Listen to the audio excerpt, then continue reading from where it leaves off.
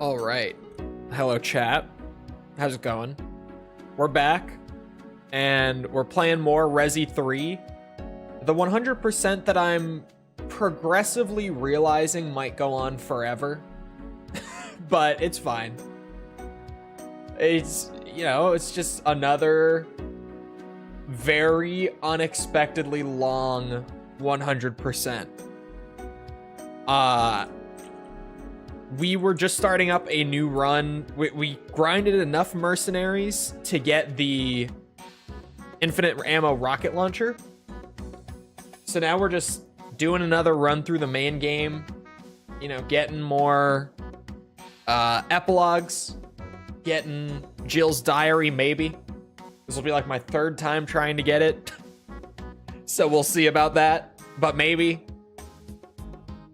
That's just the plan. Hold on, wait for it. Wonderful sound. No one ever gets sick of it. Ever. No one.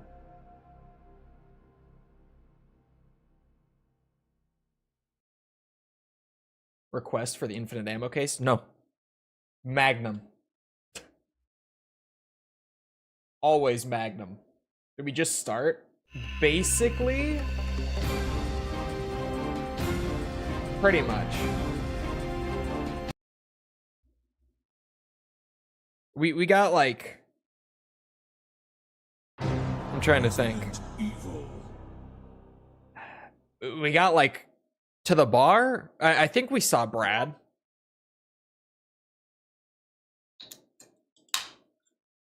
There we go. Use it on the mine thrower, it changes it. But it can't be better than Infinite Magnum. I refuse to believe it can be. Actually, even the rocket launcher's probably better. The rocket launcher's actually definitely better than Infinite Magnum for this run. Like last time, I was using the Gatling gun, which is really fun, but it's not the most practical weapon. Whereas, you know, this time, Infinite Rocket Launcher kills everything. I have not gone into the bar yet.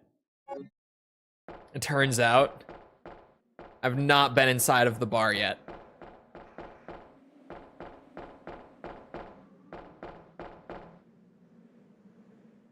Use it and find out. You're gonna make me waste it.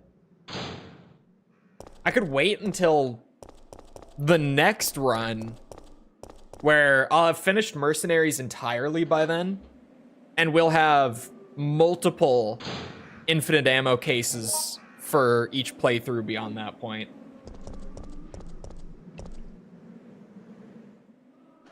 Oh.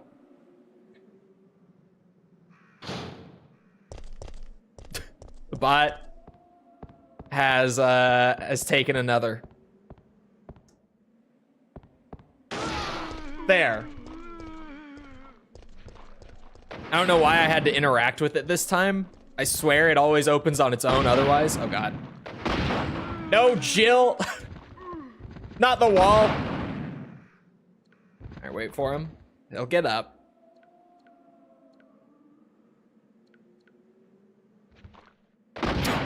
There. Does it consider that a link? If you don't put a space after a period, the bot is not smart because it's a computer. So it can't actually determine what is and is not a link beyond basic formatting.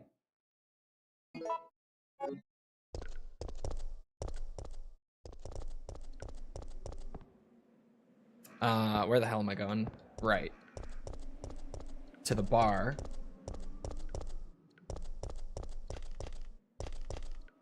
It did it again?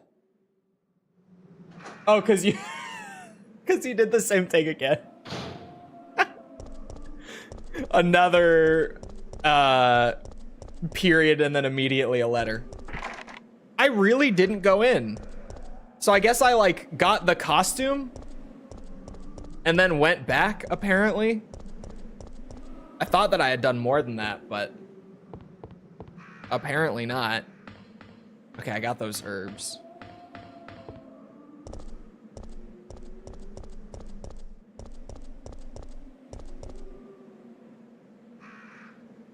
Yes, you did. Yeah, so I guess that's all that we did. I thought I had been to the bar, but clearly I haven't been. So we are like right at the start.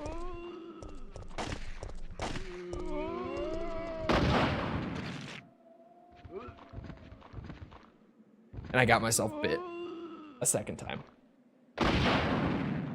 It's not like I have the biggest infinite ammo gun imaginable.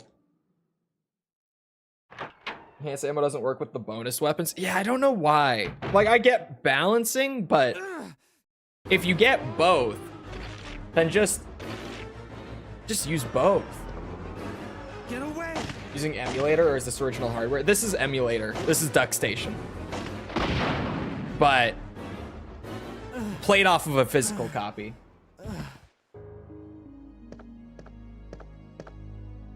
My old disc from my childhood. Doing something about this. I didn't know you were still alive, Jill. Balance reasons? Yeah, because imagine, what's the enhanced pistol called? Listen, he's coming for us. Die. What's it? What are you saying? You'll see. I can't think. Oh, STI Eagle. I was like, it was something funny that I've laughed at every time. The STI Eagle. Imagine that thing's crit rate plus enhanced handgun rounds. Like, that's the reason that they don't let you do it. I got the biggest wang in the West. I'm sure you do. But like, if I've gone to the effort of killing Nemi twice and then using most of the gunpowder A's for at least like half of my run to work up to being able to make the enhanced handgun ammo, just let me use them together. Like, if I've put in the effort to get both rewards, let them go together, you know? Sounds like you're doubting. No, I don't doubt it. I'm gonna end this bit there. Because where my brain went. For legal reasons. That too, I always source a copy. A, for legal reasons. B, I worked in game dev for a bit, so I'm not a big piracy guy. I sympathize with the position.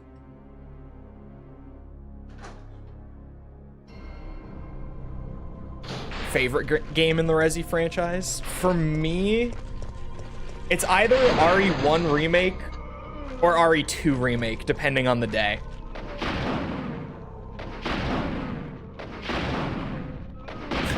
Now this is what gaming's all about.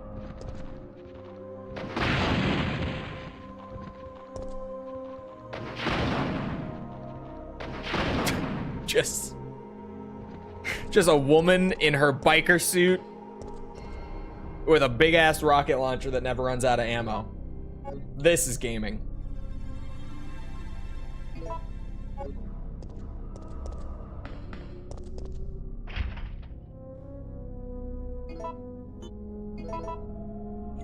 Now you're motivated. It's either RE1 Remake or RE2 Remake. It really depends. Like today, it's probably RE2 Remake. But I swear, every time I play RE1's Remake, it inches up a little more. It was my favorite before 2Make came out. But just over like the last few years, every time I revisit it, it goes up a tiny bit. No. RE Survivor. No. Not Survivor. Definitely not that one. Nope. Oh God. This 100% is going to go on forever, right? This one's gonna go on so long. And then my reward for finally completing RE3 in its entirety is going to be a full 100% run of RE Survivor. Why do I do these things to myself? Why? Is a 6 out of 10 a good score for RE1 96? If you're asking me, no. It's a pretty low one. That's lowballing RE1 a good bit. But it kind of depends with number ratings, because some people... the big thing with number ratings for like old games like that you'll really get people arguing on outside of just personal preference is like, do you score it purely on how good it is today, like in the modern gaming landscape, or do you score it for when it came out, or do you do somewhere in the middle where it's like a little bit of both? So it kind of depends on where that score is coming from. I like to do a little bit of both, because like obviously you have to take into consideration the period that the game came out in, but then also if you're doing a review in like 2025, you're doing a review in 2025, right? The game is like, oh my god, RE1 turns 30 next year? Yeah, next year RE1 is 30.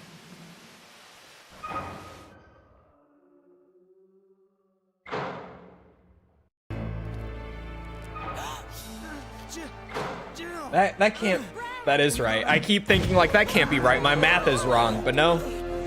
No, that's right.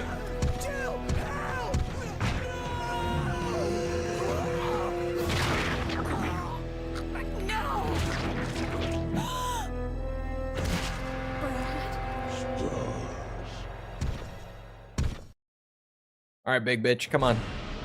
Well, no, I'll fight him.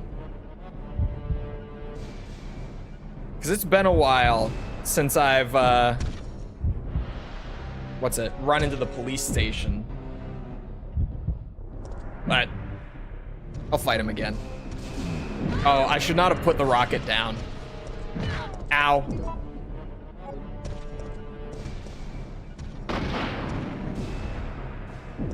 Oh, that's right. It's the rocket launcher. Oh.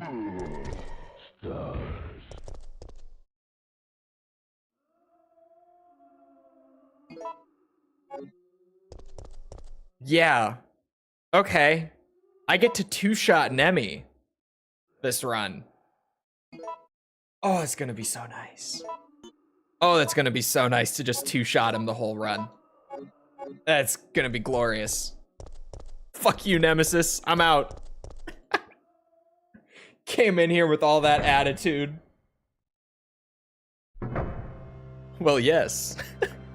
I just like, obviously it's the rocket launcher, but in my head I was like, I'm gonna have to like 2 or 3 shot him, but then he went down in 1. Got back up, dead in the second one. I thought it was gonna take like 5 or 6 for the whole fight. So I was, you know, amped up for a full boss right there, and then reminded that this is the rocket launcher. This just one-shots everything. Because of course it does. It's a rocket launcher. Oh, this is gonna be a good run. This is gonna be nice.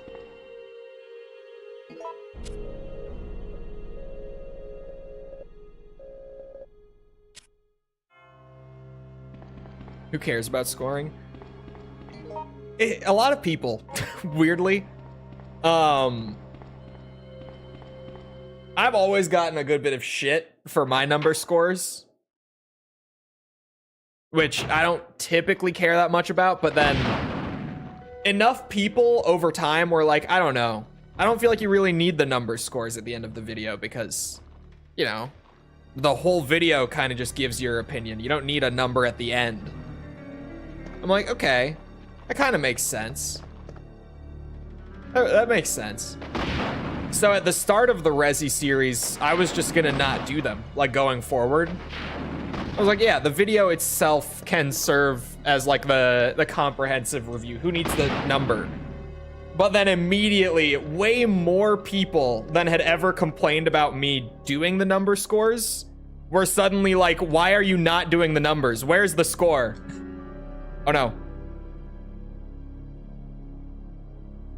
No, Jill.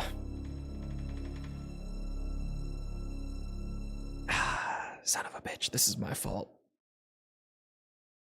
This is my fault. I forgot I have to do Jill's diary. I totally forgot to grab.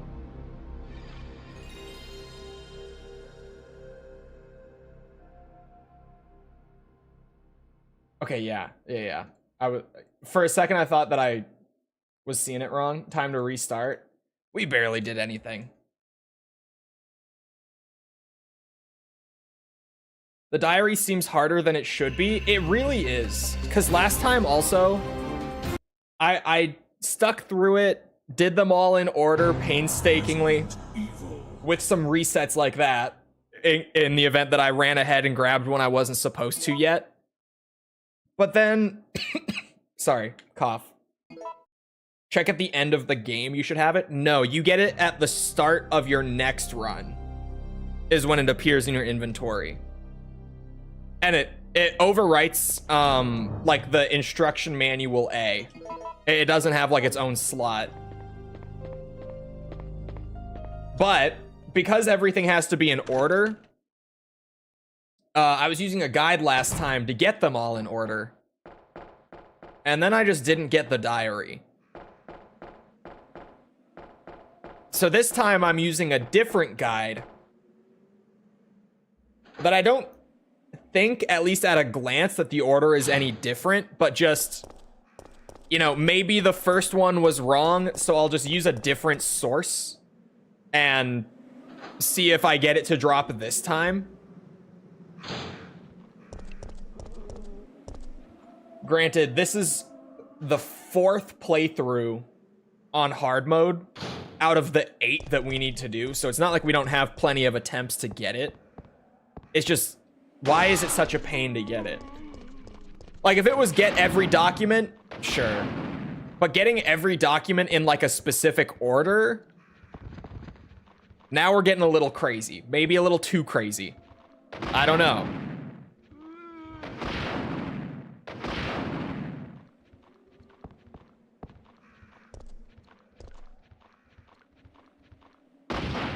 Okay, that works.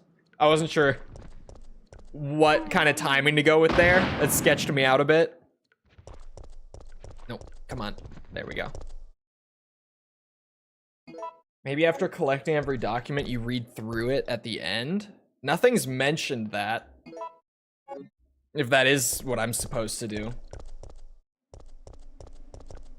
What time is it? It is 1:18 p.m.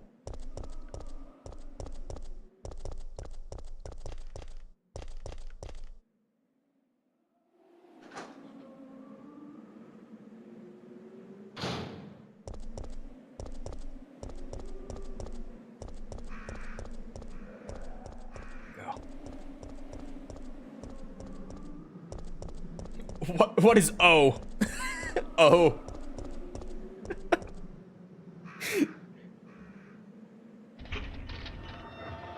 It's 9:19 p.m. here. Yeah, I stream in like the early afternoon because I work from home. So for me, stream in the middle of the day is like my break every day from the boring parts of work. A nice long 3-hour break in the middle of the day that makes my schedule a little weird, but my break in the middle of the day.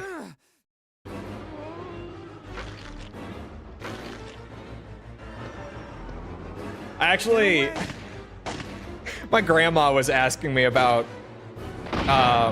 my work and stuff recently. She was like, so when do you like start work? Because she knows that I'm like self-employed, work from home everything. She's like, when do you normally start? I'm like, oh, Why isn't someone I normally doing start around something like about 7 a.m. just because that's like when I'm up and like The at police my are trained for desk. this kind of I just normally situation. try to like start What could right they away do? and get something done. Listen, She's like, oh wow, he's coming for wow, us. okay. We're And when do both you gonna stop die. working? Like What are generally? you saying? I was like, You'll see. like 9 to He's 10 after stars, p.m. Nemesis. She's like, There's no escape. oh, and I tried to explain to her, I'm like, I don't work for like 15 hours a day. I'm taking like breaks throughout the day. Like, it's not like I'm working all day every day. I probably work 8 or 9 hours within those like 15 hours. It's not like it's constant work, Grandma. And she was like, but that's a long work day. And I'm like, I kept trying to tell her that it's not like a 15-hour day and that it's just little bits spread out. And she just was like, that's a really long day.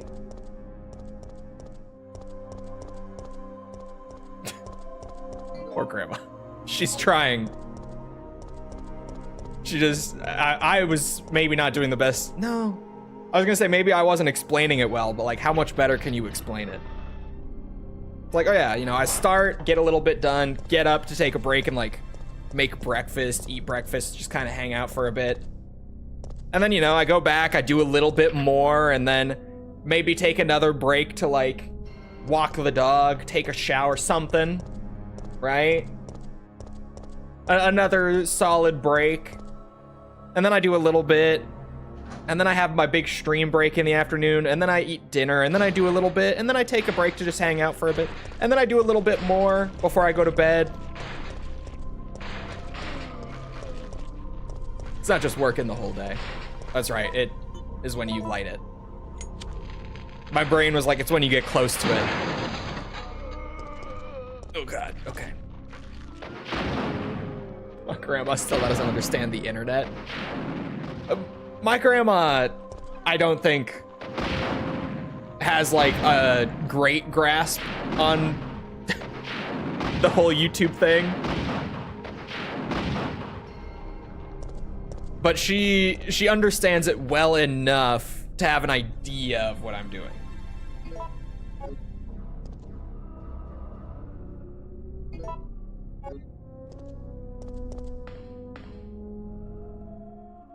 Do not press B.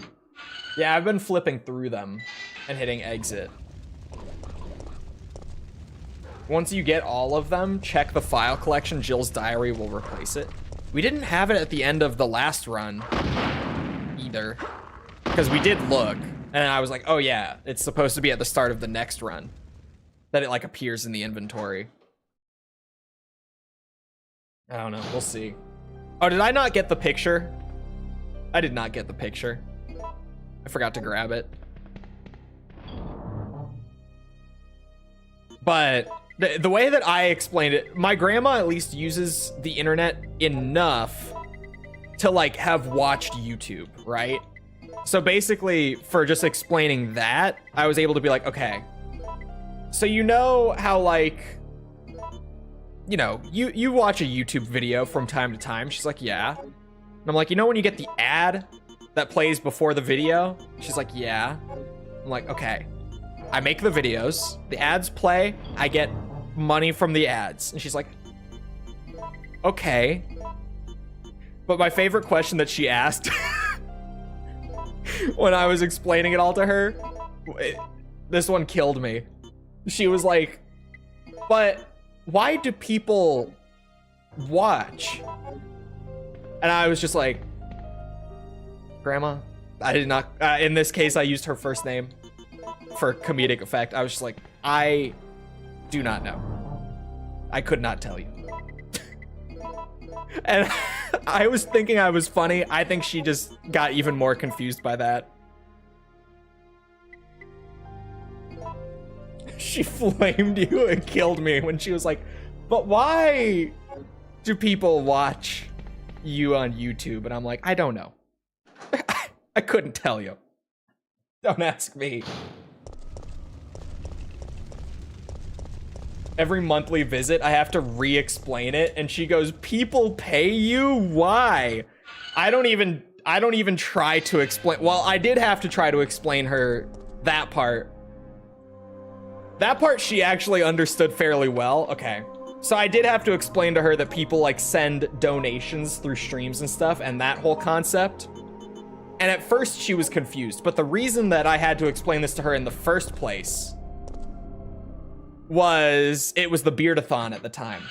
You know, if you were around like a year and a half ago, when I had the full Duck Dynasty beard growing, it was that. And if you weren't here, I had like a full honest to God Duck Dynasty beard, because I started up this thing in like April of, it would have been 2023.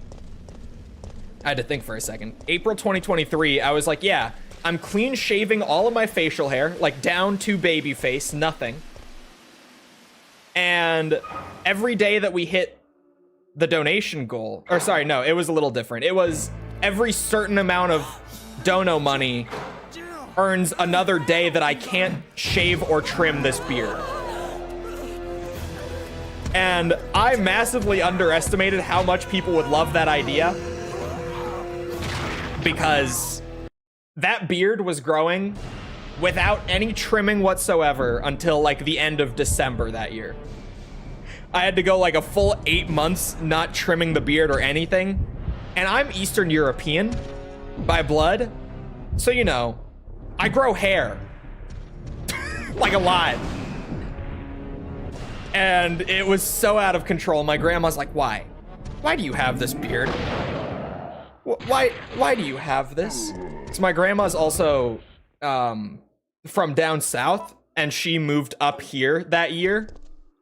And it was when she started like coming over a lot, because she lives here now. And she was just like, why do you have this beard? Why? It's terrible. Looks like shit. And I had to explain to her why. Not every person here is hairy. Trust me, compared to the US, so much hairier.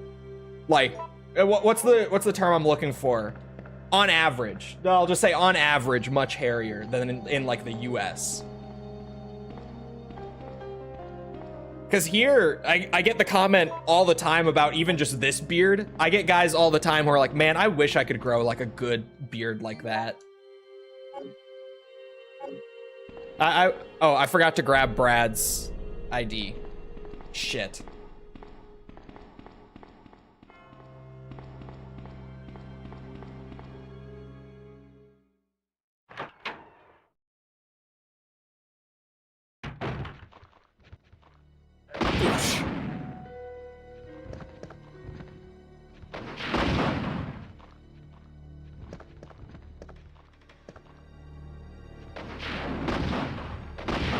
Oh, also, if you didn't get the notification, like through YouTube, that's what the Discord is for. That's why I set up that thing in Discord.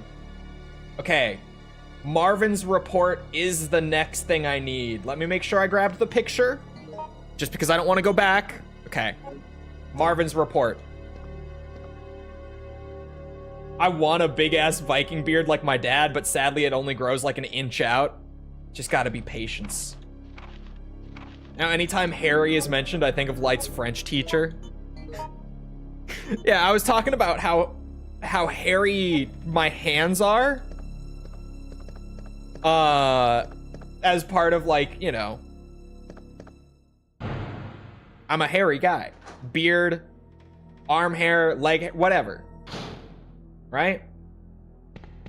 I was explaining that I have very hairy hands. Like, up my knuckles. The camera's not going to show it well, but maybe you can see a little bit. I grow hair. It's like, I've described it previously as, that story from the Bible where the guy ends up putting, sheep's wool on the back of his hand to fool his, like, dying blind father into thinking that he's the older, hairier brother. I'm like the brother who he's trying to pretend he is by putting sheep's wool on the back of his hands. I'm like the older brother there. Anyway, where is this going? Oh, yeah. But with that topic, one of False's mods was like, yeah, I had this French teacher back in like high school who had hairy hands like that. And whenever he was talking with his hands, I was so distracted I couldn't even listen to him because the whole time I was just wondering how his hands were even that hairy. Like, how does someone grow that much hair? That killed me because the way that she described his hands, I was like, those are my hands. Those are my hands. Mine grows too thin. Like the hairs are too far apart. Yeah, that's what a lot of people struggle with growing beards. And I always think when people talk about stuff like that, I'm always like in my head, I think like, just be patient, you know, just stick with it long enough and surely it will fill out, right? It might take a bit longer, but you know, it should get there, right? But I hear it from so many people that I feel like that's just a bad take from someone who got a razor for Christmas from his parents at 12 years old. Why do men even grow facial hair from an evolutionary perspective? I have no clue. I could not tell you. But yeah, I feel like with the hairy face and everything, like I feel like I did get the caveman genes.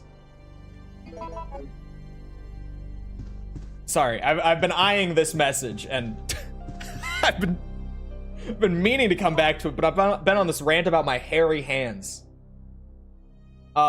Discovered your channel very recently and want to tell you how great your videos are. Very sympathetic and easy to listen to. Nice that you don't rage on negative critique. Thank you, I appreciate it. I try to keep it, what's it? Fair, I guess. I try not to come down on anything too hard or glaze anything too hard. Sometimes I do glaze things a little hard. The RE2 video does exist, but I try not to. Protection. Facial hair such as eyebrows and eyelashes helps protect them. What about this? What, like eyebrows and eyelashes I get. But what about the beard? Protects your face.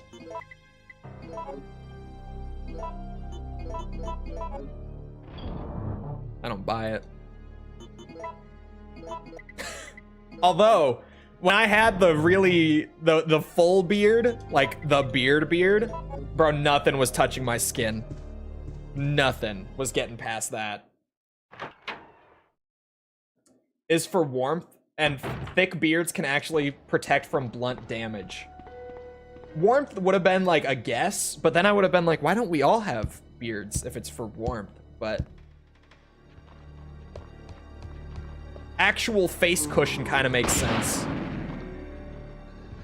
Reduces damage from a fist. That is so crazy to think about, but like, also true. Cole had birds in that thing. Bro, you actually would think it was so long.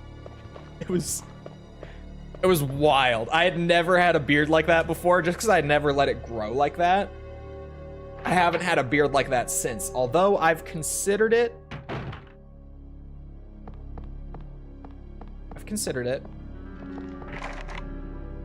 Want to talk about bad luck? I went bald in my early 20s. Bro, I feel like that's gonna be me. I'm in my early 20s, so I'm waiting. I'm seriously just like, when is it happening? When am I losing my hair? Because they say that it's from your mom's side of the family, more so. I don't know how true that is, but here's the thing. Like, everyone on both sides of my family go bald. Or goes bald. English. Everyone in my extended family on either side is bald. And I'm just like, when is it happening? It's a ticking time bomb at this point. It's not if, it's when. Unless I just actually pulled like the winning genetic lottery ticket to not go bald. And I know that I'm not that lucky. I know that I'm not that lucky.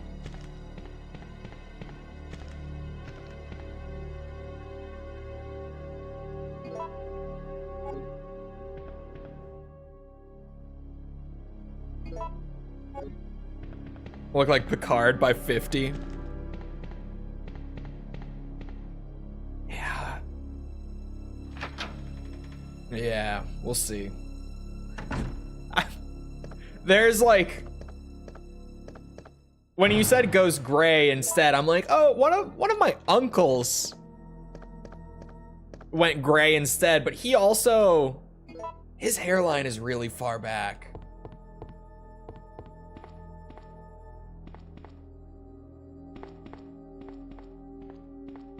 He just grows it out. He rocks it, but like, damn. I've accepted the Widow's Peak. Do you get anything for lighting the fireplace here? Oh, there's nothing you can do with the fireplace. I've probably tried that before and it didn't work. I don't know why I'm just now like, can I open this? They say baldness is a sign of fertility. It certainly was for me. Maybe. I have a very strong Widow's Peak. I have like a mild Widow's Peak. You have David's? Yeah, we got David's. Hold on. File check. Right there. Boom. I actually haven't looked at what's next. Oh, it's the facts. Okay. Yeah. I'm on track still. I can't believe I forgot Brad's ID though.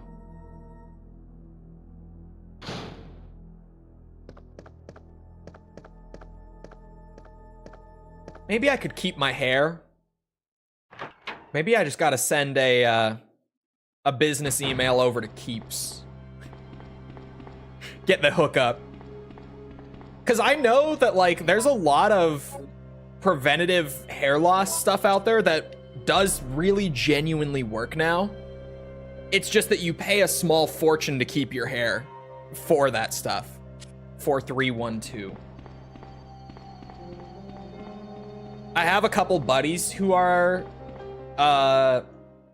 using stuff like that. One of them is actually using Keeps, and like when he told me about it, I was like, no, too expensive. I'll lose my hair. Too expensive. If I get rich down the line, hair transplant.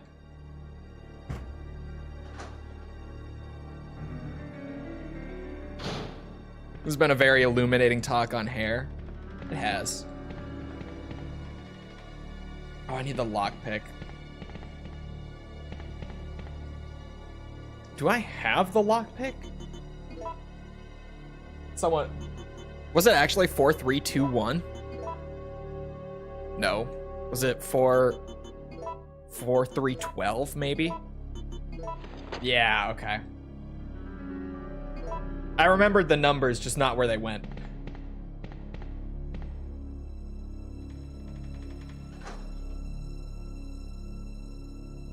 The amount of stress I carry constantly has started turning strands of hair white. I have a couple hairs that they definitely aren't, they're not white, but like, they're way lighter than the rest of my hair. I do have a little bit of, maybe it's already happening going on.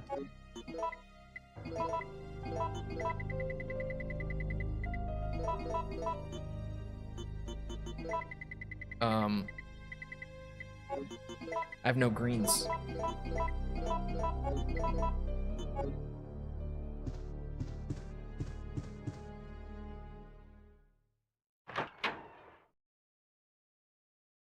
Very dark brown. Yeah, I got like a really like light brown, dark blondish, a dirty blonde. kind of color that the lighting here does dirty.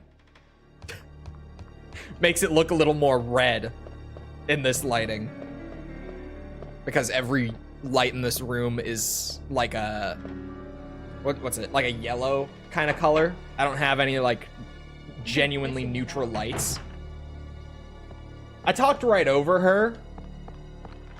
Do not do that. Do not. I heard it. I understood it. I doubt it was all that audible on stream.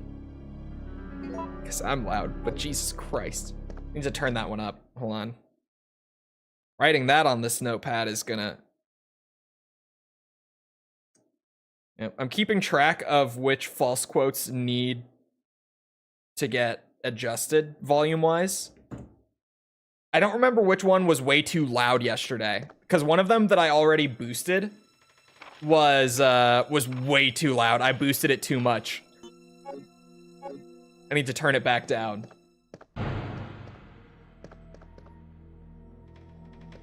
Which one was it? It was, I'm gonna piss in your mouth. So that's just sitting there in a notepad on my phone now. Just that statement. Thankfully, no one's looking through that. Right? Gonna have to turn it up. You know, just so that everyone else can hear it too. Because I barely heard it. My 3-year-old kid asked me where my hair went. I told him his mom took it and he was angry at her for a while. That's such a good answer. No. Come anyone. Our platoon is cut off. No survivors found. This is Carlos. Send in support immediately. That's such a... Gotta write that one down just in case. Mercenary's Diary. Okay. I know where that is. Note, make false piss in mouth louder. I almost want to go back and edit it to make it read like that instead. Just in case, if anyone ever goes through my phone's notepad, they will wish that they hadn't. I almost want to go back and rewrite it like that now. That's what you get for snooping. Take this, big bitch. I got one too now. Get up. Get up. Imagine. All right.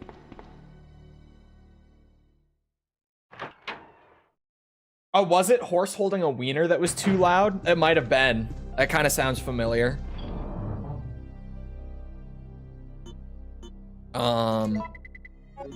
Stick this up there.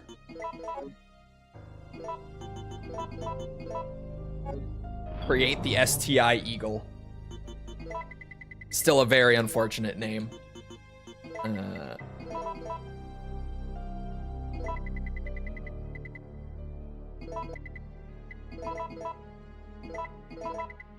Organize it.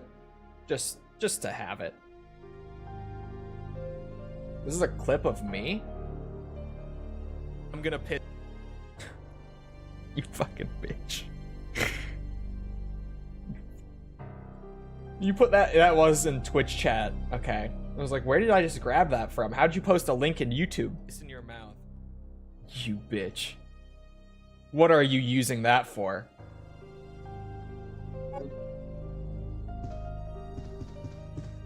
She knew all along. She played me like a damn fiddle.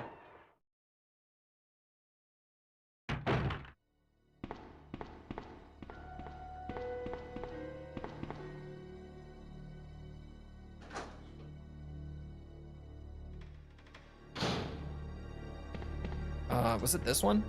Yeah, it was. Powder.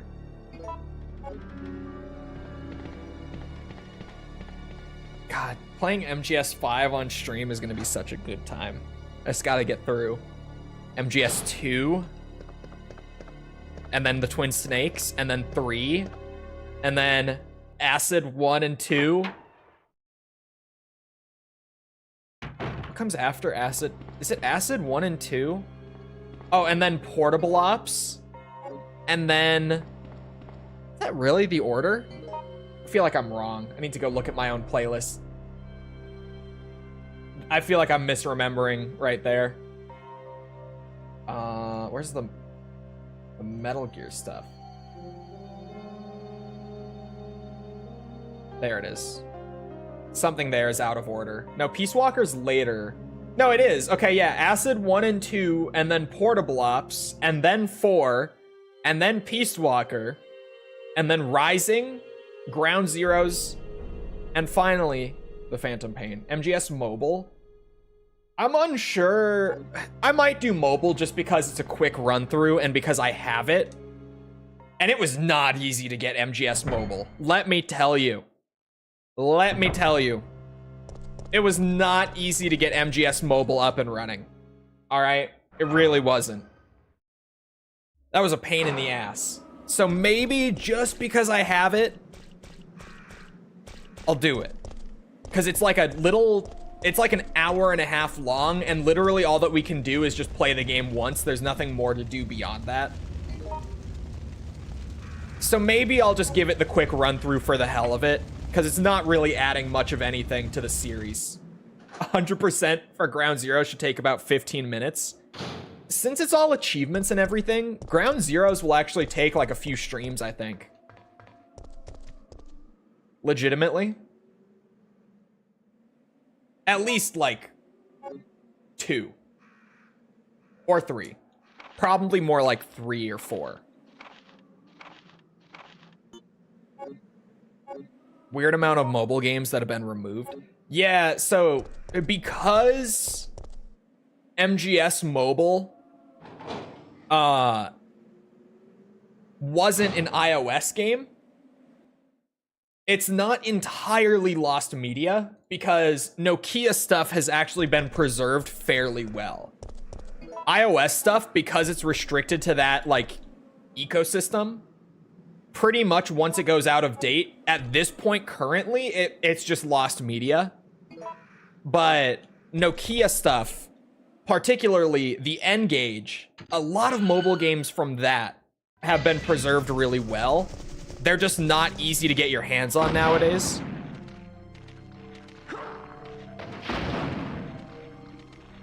I mean, even the old iOS stuff isn't entirely lost media. It's just you have to get like an old iPhone 3 or something that already has it installed. And that's like the only way that you can play it now.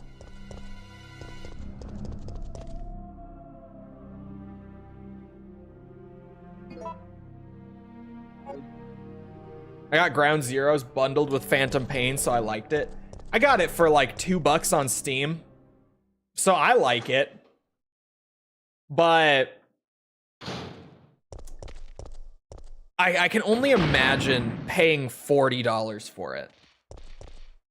Like, had I paid $40 for it back in the day, yeah, I probably would have been a little upset. Because legit, like what's it? Just playing the main, and I know that there's a whole bunch of the side stuff, and there's like challenges to complete and everything, right? But like, if you just play Metal Gear for the story and you're not there for all the extra content, the game is legitimately like an hour to 2 hours long, depending on what kind of pace you move at. For me, it was about an hour and a half, and I'm typically pretty thorough. So like, I would probably be upset if I had paid $40 for it. For sure. But for like $2, it was great. It was really good for $2. Steam sales are a godsend. Bro, you know what's crazy? I can't get over this, right? I need to yap about this again.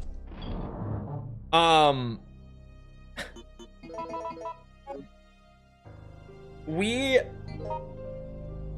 False, and Owen are doing, what's it? Can I get the electrical cords right now? I thought I had to come back for them. Maybe I'm just wrong. We've been doing like the sort of COD Zombies legacy thing, right? Where we're playing through all the old COD Zombies stuff in release order. The three of us on stream. You can grab them now. I thought I had to come back for them. So False and Owen, since we just finished World at War, we had to buy them Black Ops 1. And Black Ops 1 was the last Call of Duty game to not have like a deluxe edition or a season pass or anything of the sort. And so I thankfully owned the game already, but I purchased Owen's copy for him because I can write it off on my taxes. And dude, on a Steam sale, just this last like week, we bought it on the spring sale. Timing worked out great for us where it was like, oh my god, we can get it all like half off right now. The game on sale with the DLC cost us like $60 per copy. One for False and one for Owen.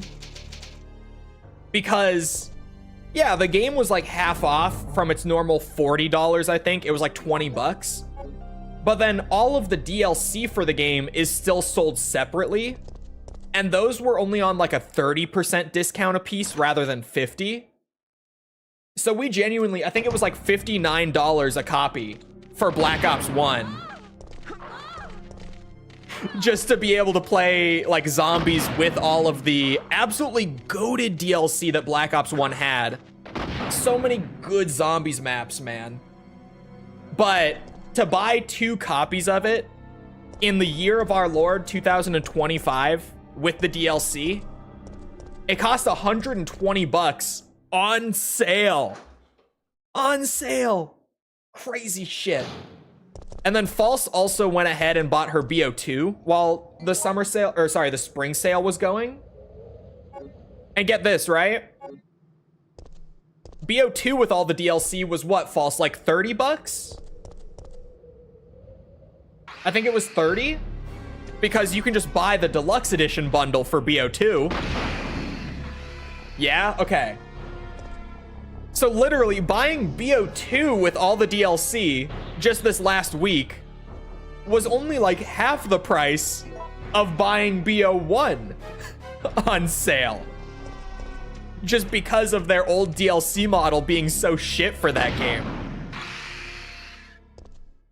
You're gonna play the... Yeah, we're gonna play the remakes and stuff.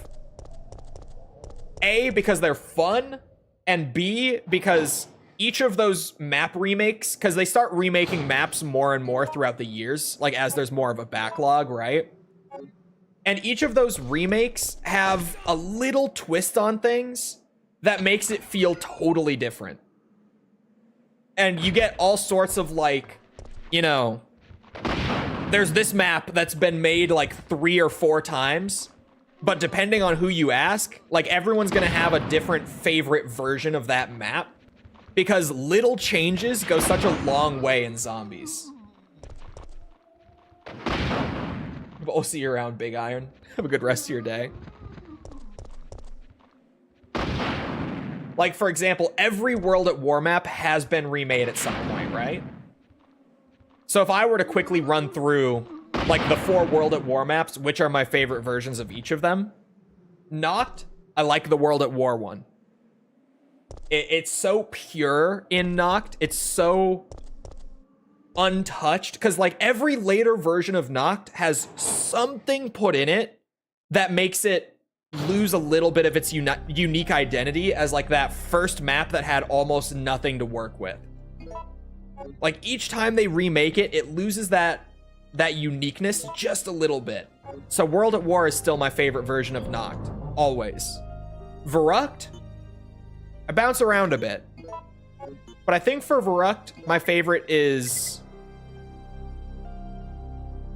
probably also World at War. Because I like, and this is a crazy statement for my Zombies fans. This is going to be a crazy statement, I know.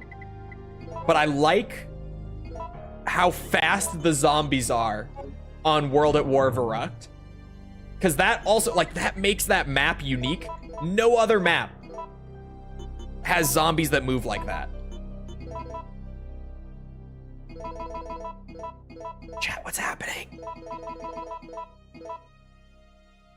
Is there a max stack for handgun rounds? Oh my god. I'm learning things today. I never knew this was a thing. Anyway.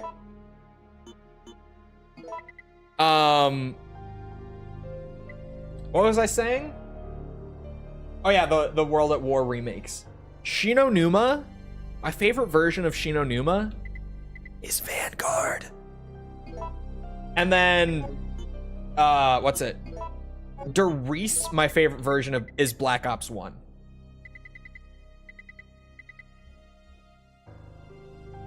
Like each of them, the remakes can add things or take away things that sometimes should be added or should be removed. For better or for worse is a simpler way of putting it. Why is the max of something in games always 250 or 255? There's actually a really there's a simple reason. We don't have this issue in modern engines. Right. Yeah. So I had to go and make sure that this was the reason. So 1 byte of information can store up to, as in the limit is 256. If you go beyond that, it doesn't work. If you want to just keep that piece of information limited to 1 bit of storage space, the highest it can go is 1 bit. Actually, hilarious that we're on the topic of zombies in this case, right? Because if anyone out here knows anything about Black Ops 3, if you were a Black Ops 3 Zombies fan, all right, you might know this. The highest possible round in Black Ops 3 is 255. People who high round that game regularly hit round 255 and regard it as like round cap. They call it round cap, and it's part of the reason that Zombies high rounding shifted from getting the highest round to getting the highest round in the shortest amount of time and started to go more towards speedrunning. It's because of BO3's round cap at 255. And it was because in the year 2015, Treyarch still was limiting the round variable to 1 bit of storage. Just because. Don't ask me why. They didn't have to by any means. They could have afforded 1 more bit. Black Ops 3 with all the DLC is like 120 gigs or something anyway. It could have afforded... Oh wait, no, that's storage versus memory. Look at me go. Even then, they could have used 1 bit more of memory to store that, right? But they didn't. So if you go to round 255, you can complete the round, but when the round flips, the round counter will stay at 255 because that's as high as it can go. And it's because they were using a single bit. And they actually were also using it in Black Ops 1 and Black Ops 2 as well. But last I checked, none of the maps in either of those games have hit the round limit ever, like in terms of world records. Because A, they're too hard, and B, the old Treyarch engines also have an issue with entity overflow and the game crashing in the event that there are too many entities being stored in the memory. So pretty much every old Zombies map has like a time limit that's invisible in the background, and it's always like 100 and some hours of playtime. But there's a limit that people going for those world records do hit, and their game crashes before they can actually die on their world record runs. So it shifted more towards speedrunning for that. What's your name? And the round limit in BO3. Not in World at War. World at War, the rounds actually go infinitely. We came all the way out here to save They changed it in BO1, but the mission went back and no one hit the cap. And then they kept that for BO2. No one hit the cap. BO3, people started hitting round cap because it was more realistic high rounding wise because of BO3's mechanics. Kitchen this time. Over here. Another example is Pac-Man. Yeah. Pac-Man also resets. Well, it doesn't quite reset. It tries to reset, but it kind of goes wacky.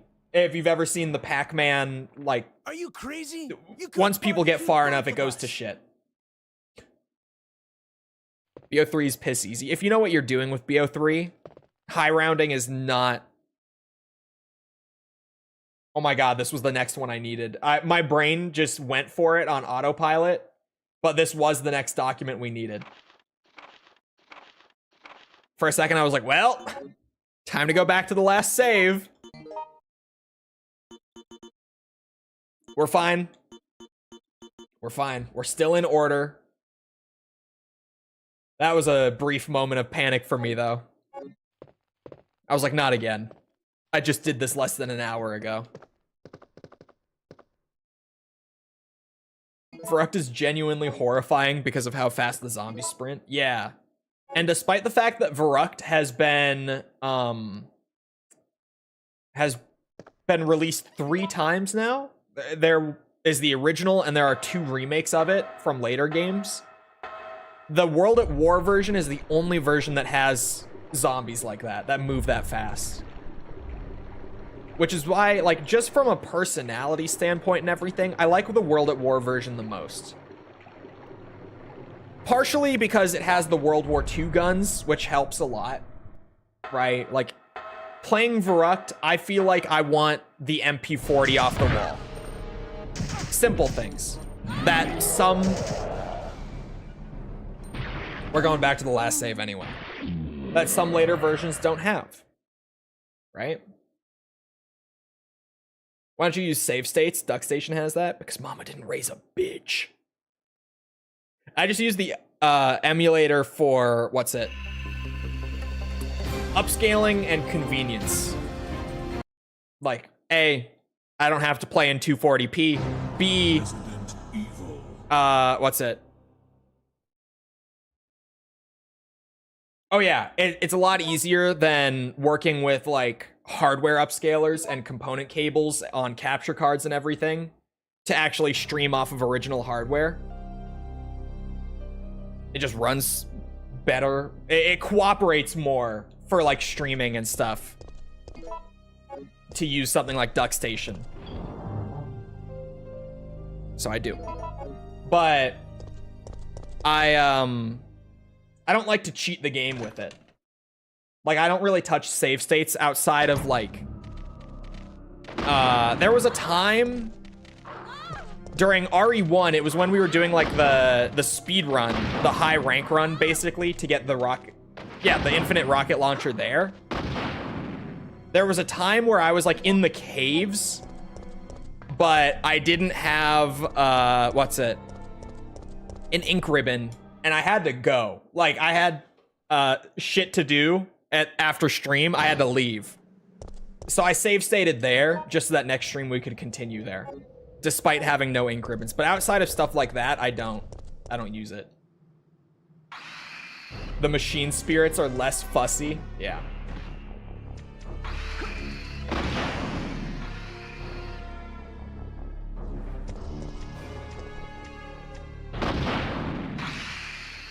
You missed the chord again? It's fine.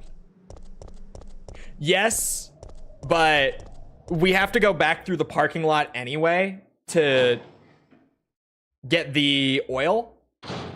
So I'll just grab it then. I did forget to go and grab it though.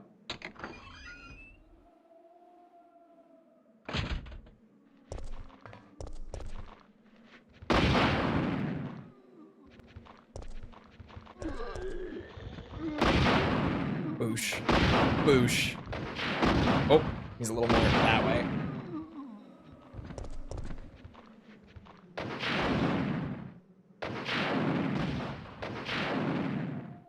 Okay. I did.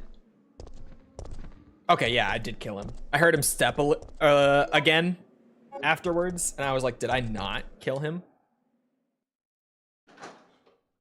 This man also gets off unlimited saves, so there's no way he could cheat save. Oh, I need the lockpick.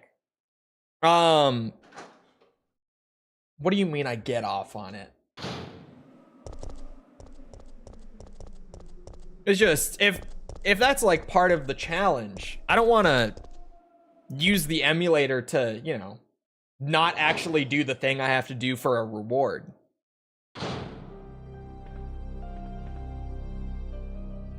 I'm being criticized for not cheating here. Crazy shit. Crazy shit.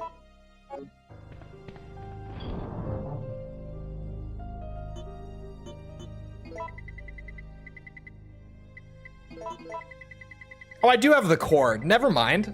I grabbed it before I saved. I thought I grabbed it after. James, thank you for the sub. Appreciate it.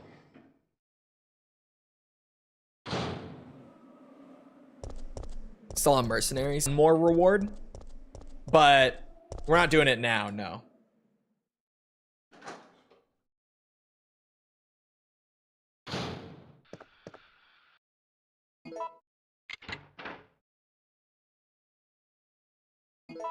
Is there a penalty for using infinite weapons? Rank-wise, yeah. But, I don't know if we even need to do an A-rank run of this game at this point. The Unlockables guide said that, like, all of the costumes except one of them needed A-rank completions on hard mode. Calm down, lady. But we just keep unlocking more costumes like every time I finish the game, and we're not getting A ranks. We're getting like D ranks. Jill, Because I'm using like infinite ammo and first aid sprays and whatever else. Yeah. But it just keeps giving me the costumes. So I don't know if we're gonna need to do A rank at all. There's only one costume right now that I don't have. And that one also on the Unlockables guide says I need an A rank, but at this point, I don't know what to trust. over here.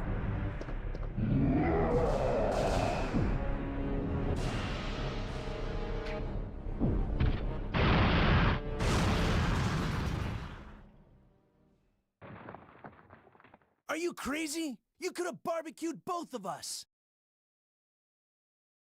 I do need that document.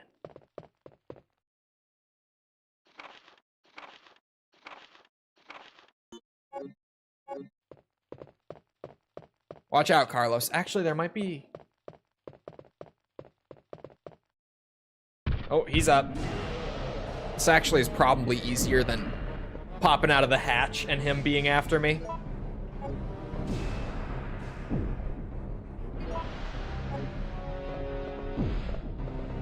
Watch out, Carlos. Big bitch is coming through.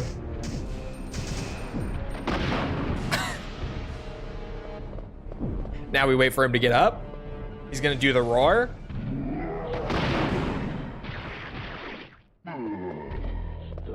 That's how you handle a I got Nemesis, so chat. excited I shot a load, my bad. Understandable. The rocket launcher's pretty great. All right. The first aid case.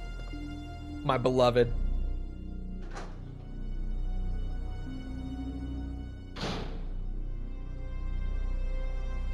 Wait, I have to ask you something. I know. You want to ask me out? All the foxy ladies love my accent. It drives them crazy. What? Keep dreaming. Tell me, why did Umbrella Love send your team Carlos. in? We're here to rescue the civilians. Don't lie to me.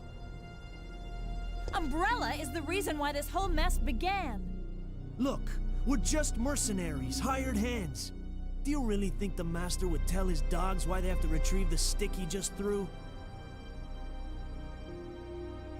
If you want answers, you should talk to someone else. I am not with Umbrella. Believe it or not, we're only here to rescue the civilians. Right. If you can trust me, then help us. Think about it.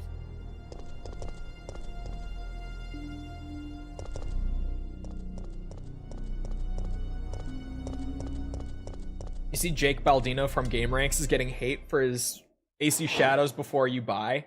Dude, everyone who did any, like, moderately positive coverage of the game has been getting dogpiled. It has been absolute crazy town with this game. And it's legitimately just because people don't want it to be good. So everyone who's saying that it's good, people are, like, freaking the fuck out.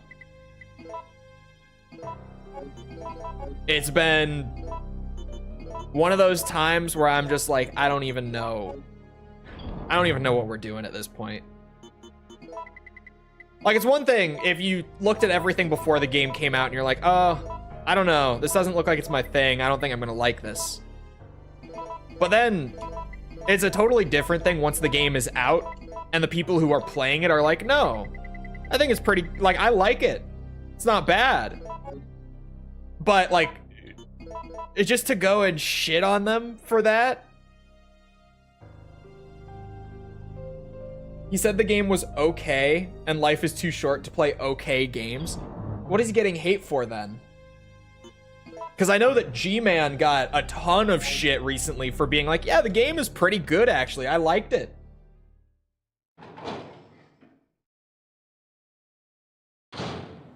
I know that Skill Up got a lot of shit, and he also didn't even, like, fully recommend it, but he was like, it's not bad.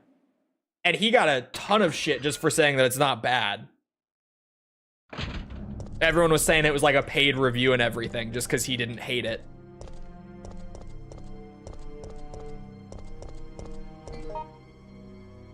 The discourse around that game has just been so weird. It's been just one of those that you're like, why are we like this? Why do we just decide if it's good or bad before we even touch it? I don't get it.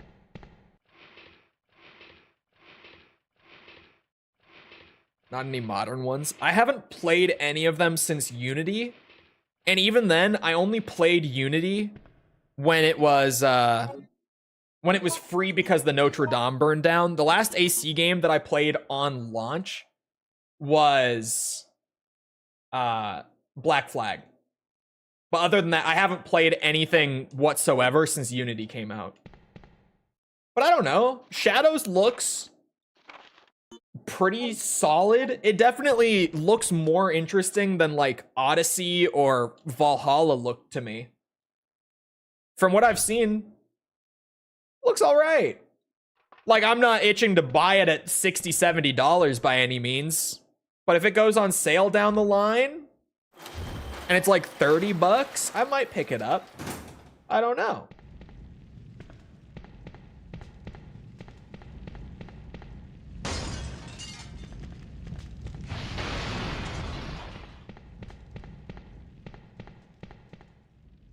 $70+ you better know if you're gonna like it before you buy it.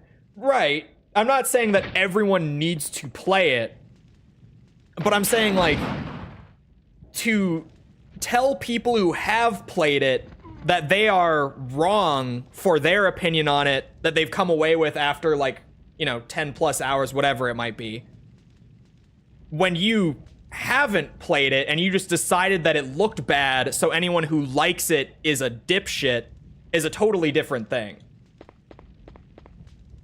Like, those are two entirely different things, right? And we're talking about the latter here.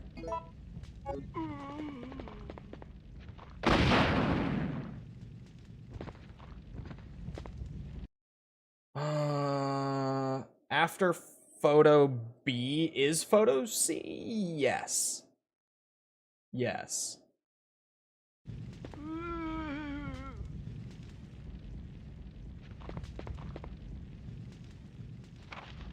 Beautiful.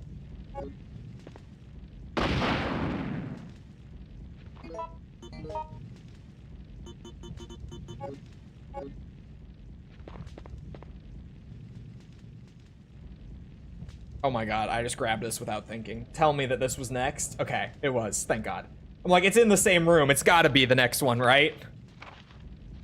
I need to stop grabbing notes before I pick them up. Okay. So... from here, we go to the cable car then.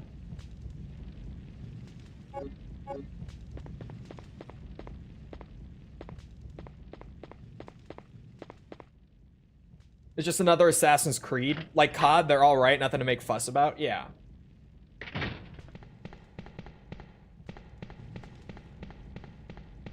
Said the franchise could do much better, but they're refusing to. Damn. So, wait, sorry, what is he getting shit on for then?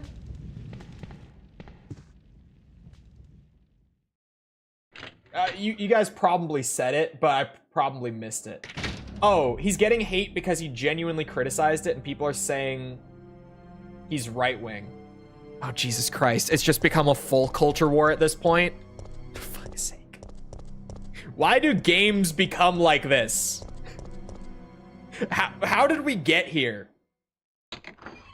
Why is liking or not liking a game like a left-wing, right-wing thing now?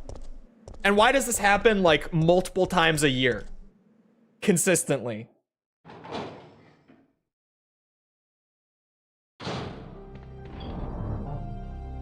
Fucking wild, man.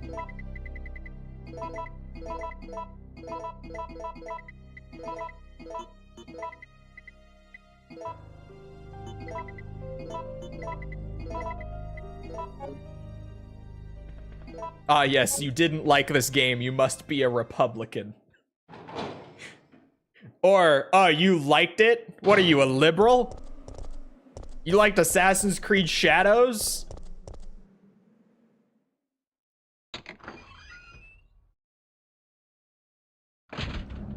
It's just so weird, man.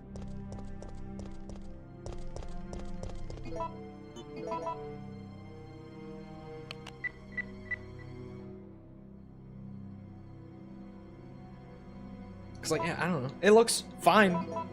Like I'm obviously not jumping on it and like sucking the game's dick or anything. I'm not gonna buy it for probably a long time. Just cause it's a high price tag for what it is, right? Like I've played a lot of Assassin's Creed. I can wait.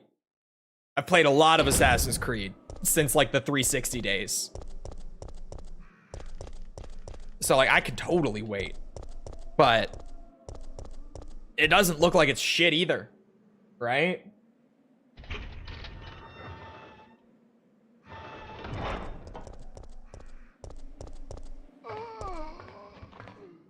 Although the combat doesn't look great. The combat definitely doesn't look great. Especially for a game that's like half combat.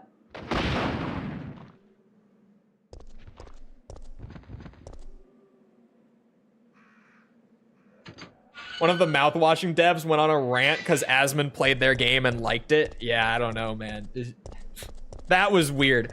And that also, by the way, I still really like to keep up with like the indie game scene and everything. Because I love indie stuff.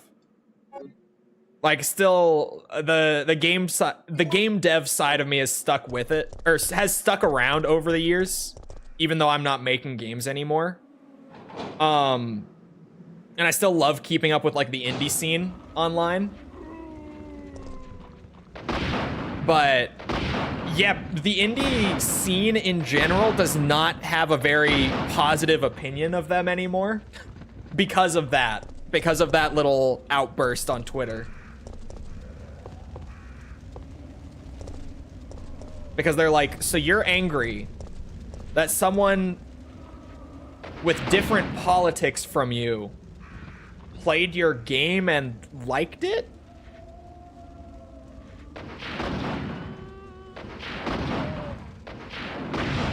Oh, money shot.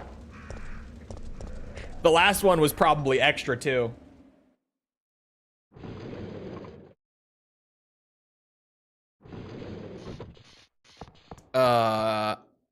Mechanics memo? Yes.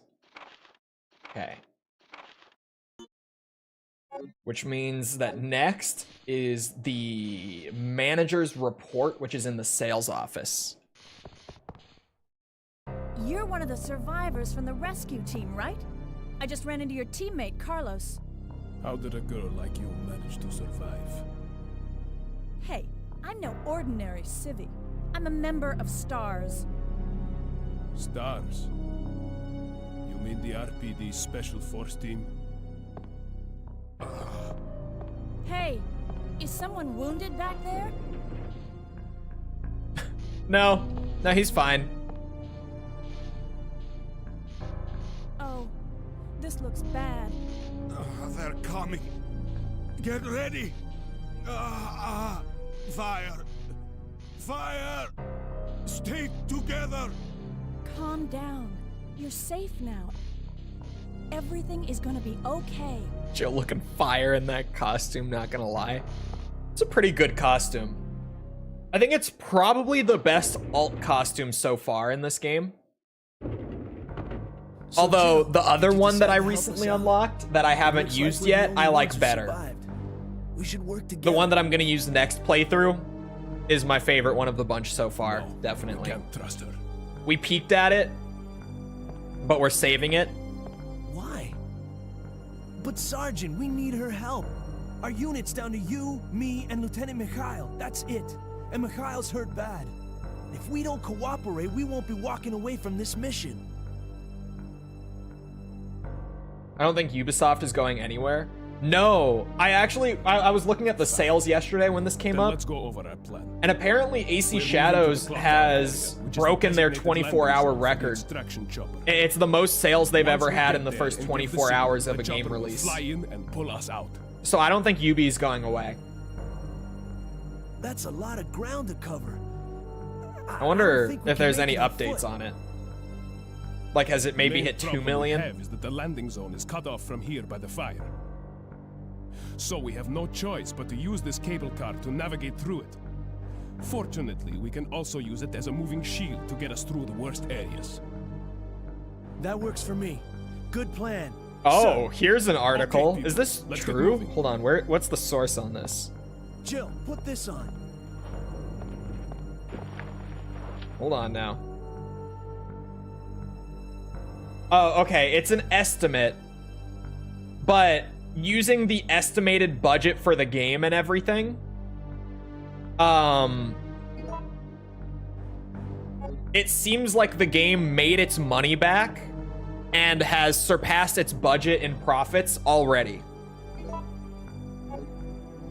So, if that's true, that's pretty incredible. Don't they need to be selling 18 million just to break even? No. 250 to 350? Yeah. Assuming that that's the budget. Wait, that math doesn't check out. The fuck? Let me go back to that. I was skimming. Hold on. That math doesn't check out at all. What? Hold on. Where was it? Let me go back here.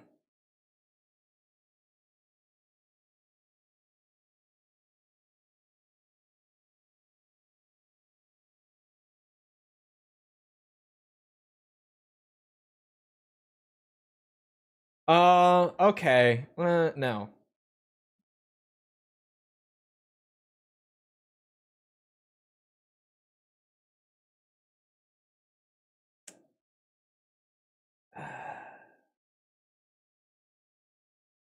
Are you fudging the math? No, they totally fudge the math. Because they're playing with the numbers a bit. Because what they're saying is they're assuming that those sales aren't the standard edition. Which, like, to be clear, like 90% or more of the game's sales are going to be the standard edition. Right? And yeah, the post was 1 million players because they do have a subscription. No, they totally fudged the math. That was from Tip Rank, by the way.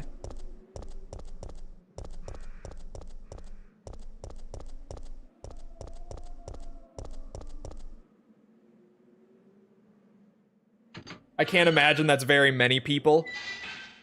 To be fair, I can't imagine there are many people on the Ubisoft subscription. Like, now that you say that, yeah, probably not that many. I doubt a ton of people are, you know, spending like $15 a month or so. I don't know what their pricing is, but that's normally what they sit around for subscriptions like that. For Ubisoft game access. I'm sure there are some people, but it's probably not a lot. Probably not enough to be carrying that 1 million figure too hard. Like, it's definitely contributing, but it was like 25k peak players.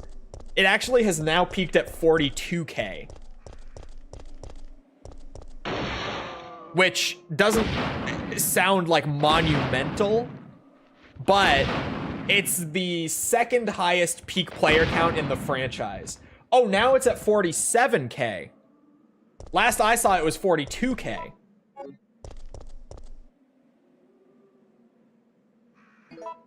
But yeah, that's the second highest like peak player count that the AC franchise has ever had, which is not insignificant. Because, you know, AC games sell like hotcakes, or at least they used to. They haven't in the last couple years, but they definitely used to.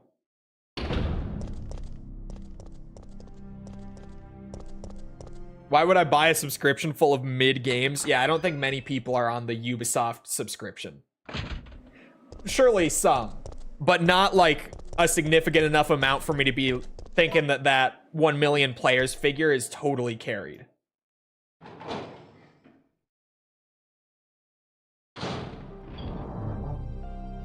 Siege and For Honor are keeping them afloat. It's not untrue. Even then, For Honor doesn't make a ton of money anymore. I have actually... I have a buddy who's really into For Honor, and he and I were talking about it not too long ago. And this is coming from someone who's a huge fan, like, since the game came out. He still plays it actively.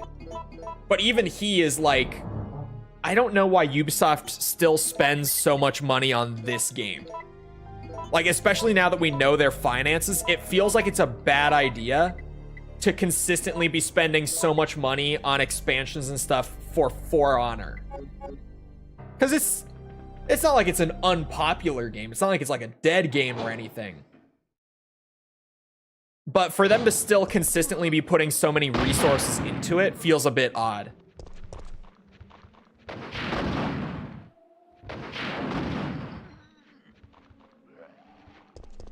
If it's pulling Star Wars Outlaws numbers, it's not good. That's actually, I wonder. That's a great comparison. Because we know that Star Wars Outlaws was not successful by UB standards. Oh. Oh my god. Are you serious? The all-time peak for Star Wars Outlaws on Steam was 3,300. 33. Let me just go and see the number for myself on Shadows, just to be 100%. Yeah. The peak on Shadows is currently at 47k, and that was only 3 hours ago. As of right now, that was 3 hours ago. So that wasn't even like right at launch.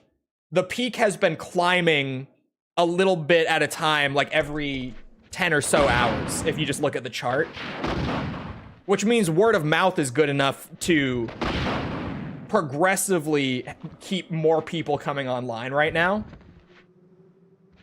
But even outside of that, the game is already, by that metric at least, literally more than 15 times as successful as Star Wars Outlaws.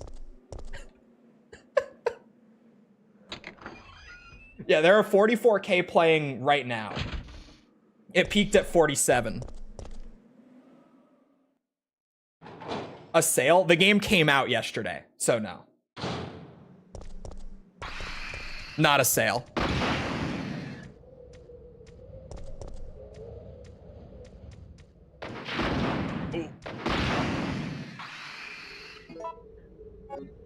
That's crazy to say out loud, though. The game is 15 times as successful as Star Wars Outlaws. More than that, even. Closer to 16 times than 15, but not quite. Oh, no. Yeah, sorry. No, Outlaws' peak actually was weirdly like 3 weeks ago.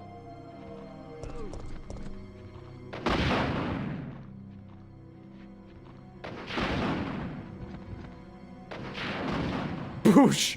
What a snipe.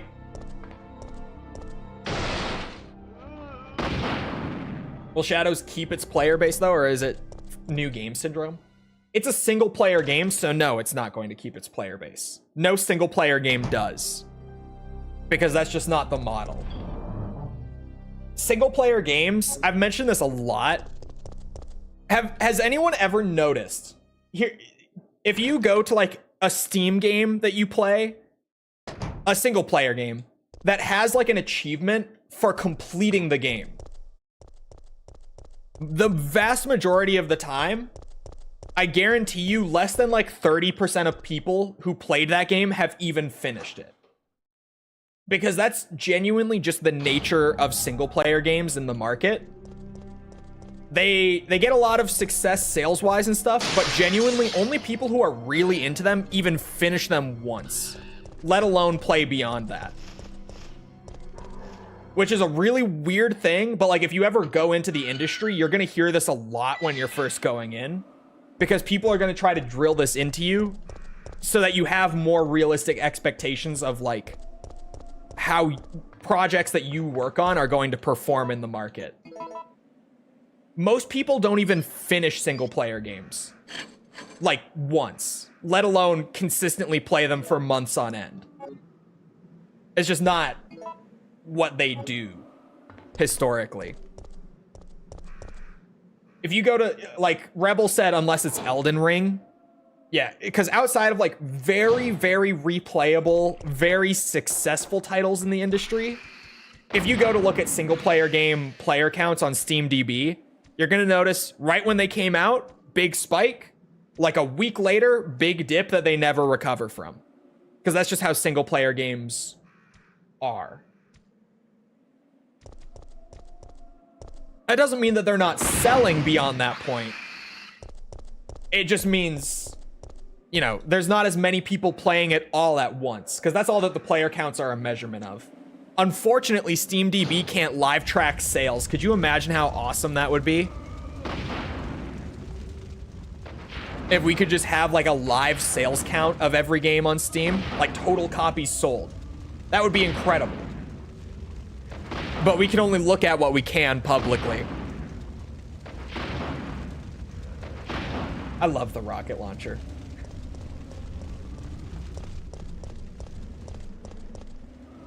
I'm a casual, but my achievements make me look like a god at the game. Yeah, here's a thing, chat. I've never beaten Minecraft. Legitimately, I have never, like, started up a survival world, gone all the way through to kill the Ender Dragon. I've never done it. Ever. Not because I haven't played Minecraft.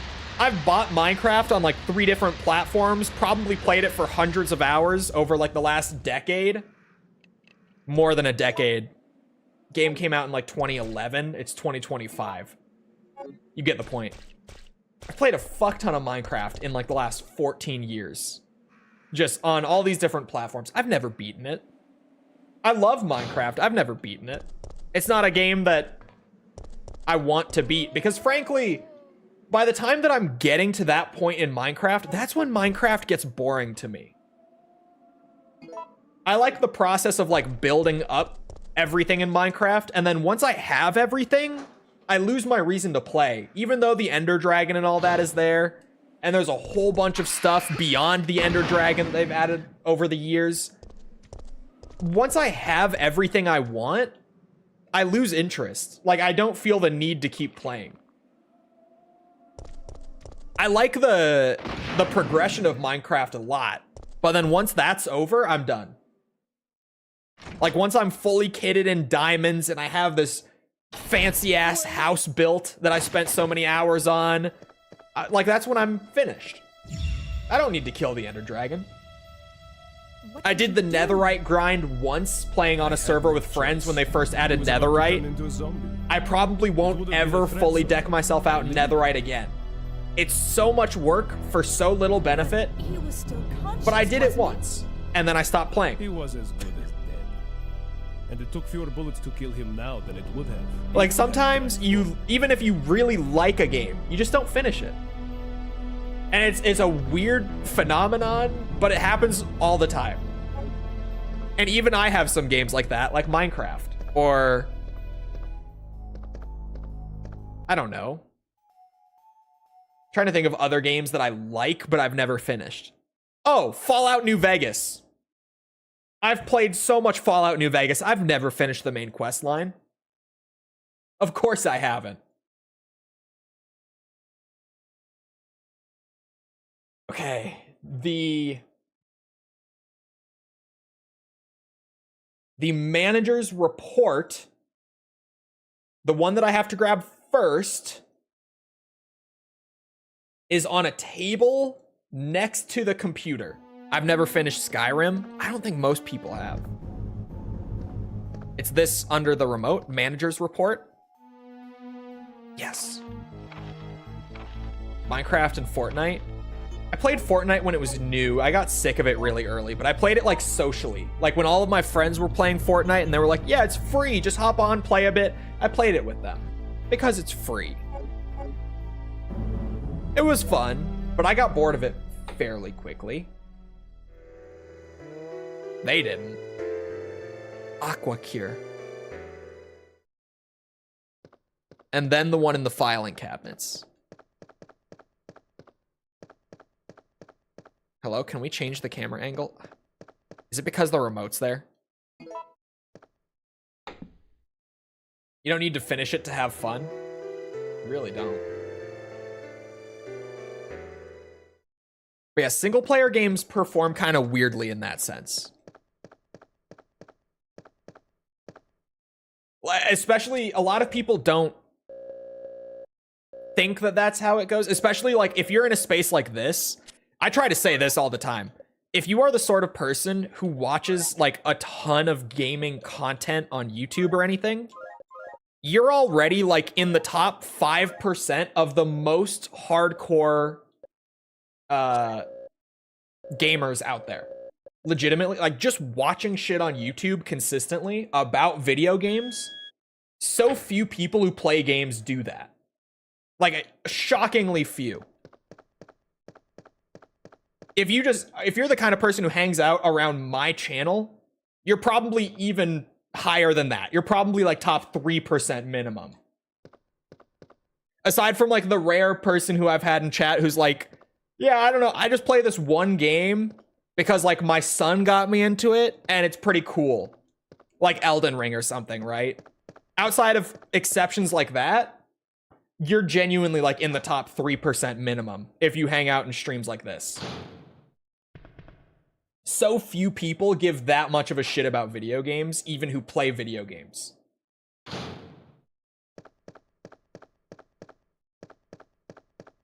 So especially when you say stuff like that very few people even finish a lot of the games they buy in a space like this, everyone thinks it sounds crazy.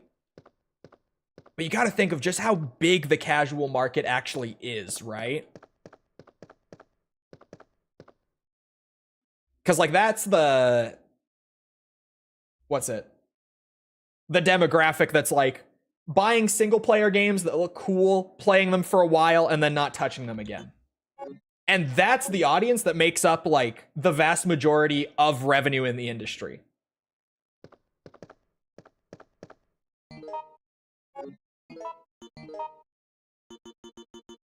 All right, so far everything is in order. That's why mobile games will always triumph. Mobile games have been kind of weird in the last few years. They're still the ones that make the most money. but they haven't been that much more successful than like console or PC games in like the last 3 years or so. And I'm pretty sure that a lot of that is just how much crackdown there's been on a lot of like the monetization practices in mobile games.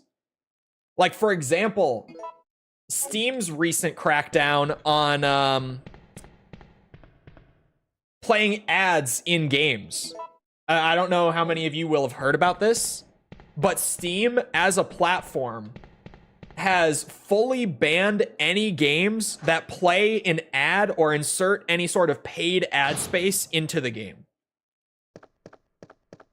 So like, you know how when you're playing mobile games that they're all free, but then there's ads everywhere, and then a lot of those mobile games get like Steam ports that still have ads on the Steam version? Steam as a platform has now banned that practice. If your game has that, you can't be on Steam. There's been a lot more crackdown really starting to snowball now against mobile game practices like that. Steam is so based. It's true. It's true.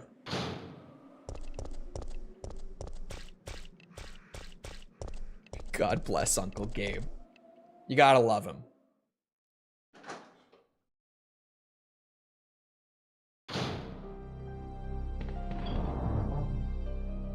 Ads suck. It's true. You know what's annoying as shit? Playing a game and then getting an ad, like, just boom, in your face, ad. No one likes that. So you know what Gaben said? No. If you do that, your game doesn't get to be on Steam. You'll have to find somewhere else. Gotta love Steam. What am I drinking? I am drinking Celsius. It's a energy drink that I don't know. You have thumb holes in your sleeves? You can see them? Yes. You caught that? How close are you watching me? Jesus.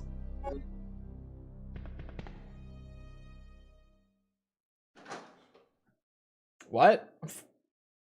You guys, I'm from the north. Come on now. It's cold up here, okay? I will stick my finger in your teeth. It's still winter in March up here. It's chilly.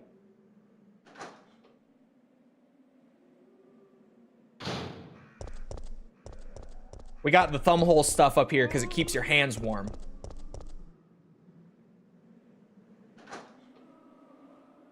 Because, you know, all the hair on my hands was not enough. You're just overreacting? I'm not. Snow only just melted this last weekend? Yeah, we just had our snow melt too. We're basically in Canada, where I am.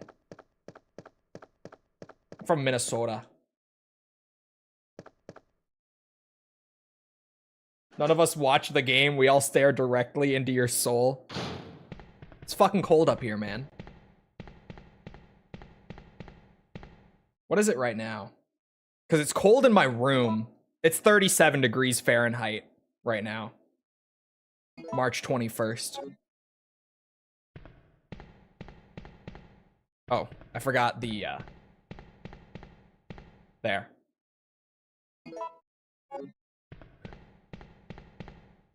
There we go. It's already over 30 degrees Celsius here. Hold on. 37 Fahrenheit to Celsius. It's 2 degrees Celsius here right now. It's still winter in March up here.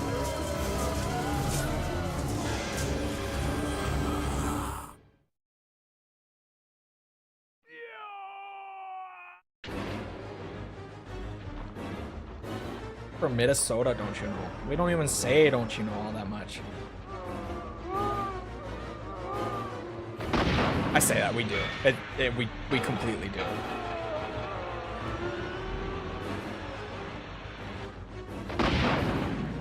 But don't you know, that's what we're known for, but that's not even like the funny shit that we say up here.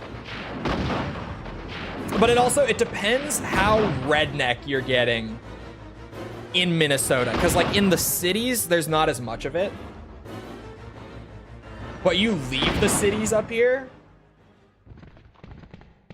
and more you get the Minnesotan accent. The further away from the cities you are. Deckers, it's Dickard that he was saying. Like Dickard. It's hard to say it without the accent. It's like a dick, like wasted, was what he was saying there when he was saying Dickard in that video. He was saying that Buddy was Dickard because he was fucking wasted. God bless Roy. I showed that video to Owen. I think he's dead. Roy. Because that video is like 15 years old. And Roy was not... He was not in his prime when that video was shot. I hope he's okay. If he is still around, he's old. Old. But man, he was jumping that fucking rigged riding lawnmower right off that bit of roofing. Going straight for it. He was goosing it. You know he was fucking goosing it.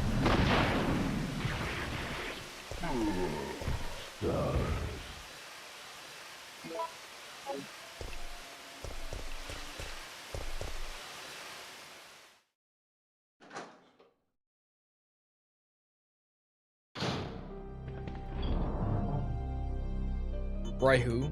It was a video that I randomly found of some northern rednecks jumping like this rigged riding lawnmower that they had put together off of a little piece of roofing. And the old guy who got on it, he was wasted when he showed up. And when he showed up wasted, got on that bitch, started just sending it right off of this bit of roofing, and he was crashing every time. Like, he was not doing it successfully at all. And it's hilarious. It's such a hilarious video.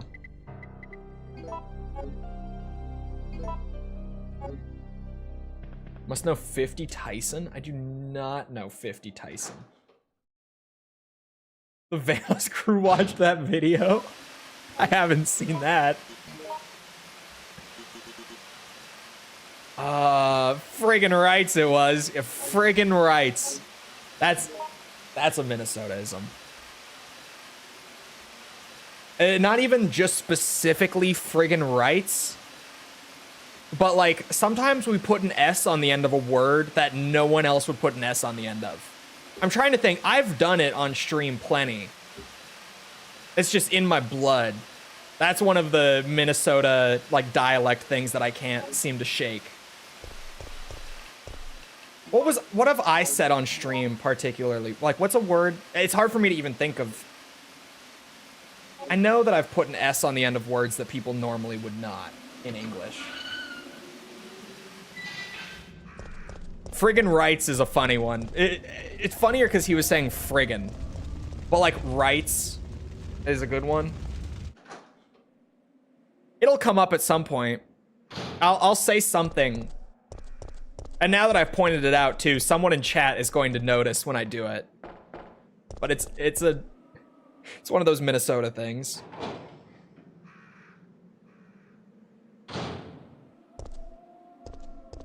Northern redneck version of yee yee. Yeah, I spent a good bit of my childhood in that sort of environment, like growing up in a town here in Minnesota that has a population of like less than 200 people. So I've got a bit of that, you know, that more out there Minnesota accent even, that I've been able to tame down over the years. Living in Florida was big for that. I was able to get my accent managed a lot living in Florida. When I first moved to Florida, like the cashier at Publix would ask me where I was from. If that gives you an idea of the accent. Just the strength of it. Just, I arrive in Florida and like, in the simplest, shortest interactions with other human beings, they would be like, oh, where are you from? That noticeable.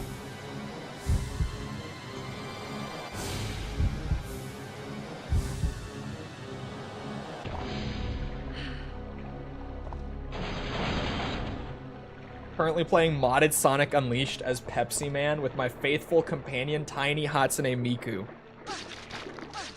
Average Sonic fan. Oh god. I saw the Kiryu Sonic Unleashed mod and that looked hilarious. What did the snowman say? Sniff, smells like carrot. Trying to think of accent things that I still have once in a while. Because a lot of it, like I can think of plenty of like Minnesota dialect things, but like things that still slip out of me. The A. That's not specifically Minnesota, obviously. Canada's more known for it, but we have it. Wisconsin has it. The A.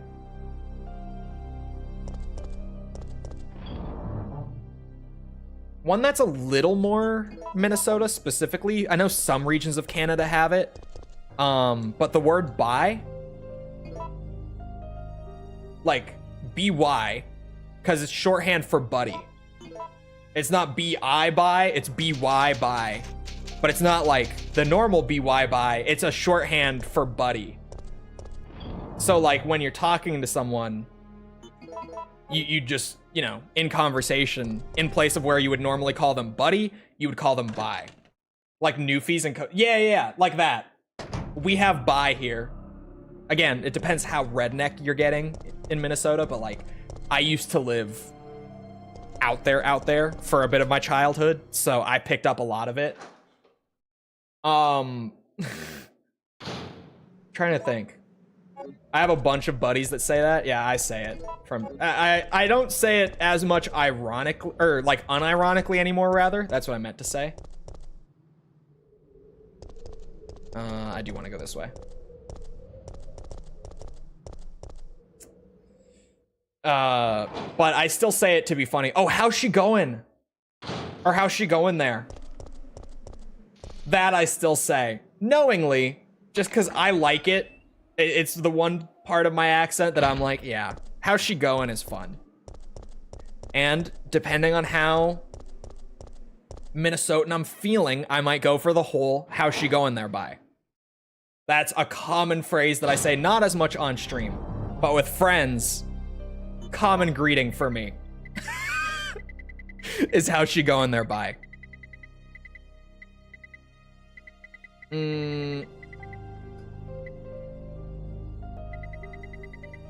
Oh, I haven't.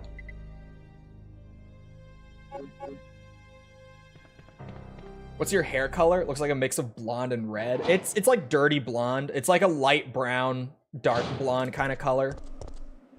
The lighting in here makes it look a little more red, like on camera. Because it's not neutral lighting, it's all like yellow lights in this room. But it's like a dark blonde or very light brown, depending how you look at it. Commonly known as dirty blonde.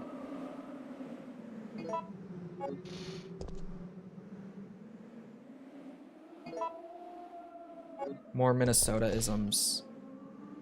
Oh no. No, the book is first.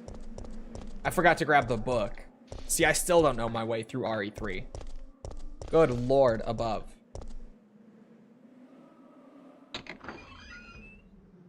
Pikachu's just, oh yeah, buried behind my folded laundry that I forgot to put away.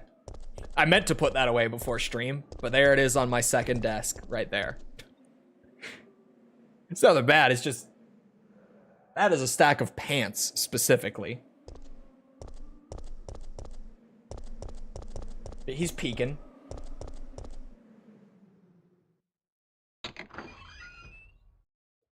What are other things that I say? False. False.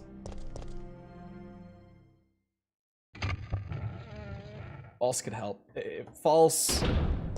Owen's almost definitely not here, but on the off chance that he is, he'd probably have one or two things.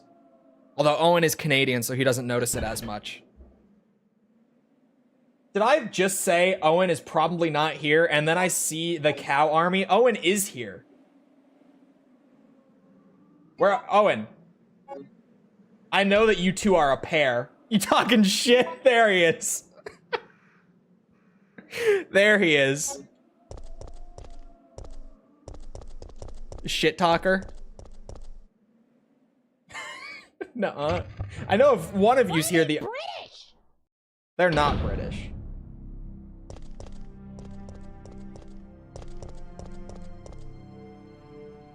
Tokam, how much are you paying? How much?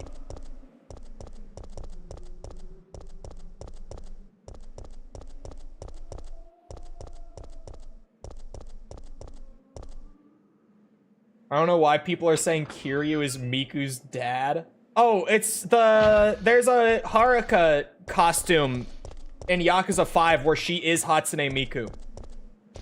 It's real. It's not a mod. It's an actual thing in the game. I've seen it before. That's probably where it comes from. I think it's a completion reward of some sort.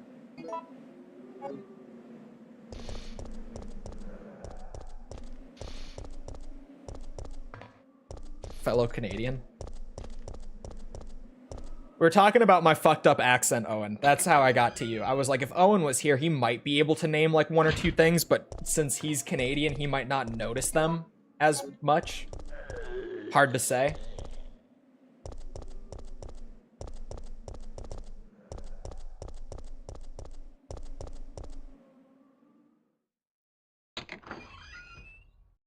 True North, strong and free.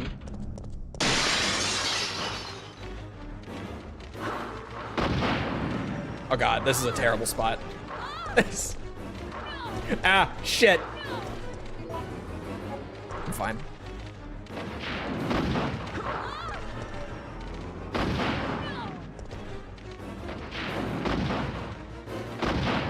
There we go. You have a silly accent? Well, I have a sillier accent now that it's kind of fucked. Oh.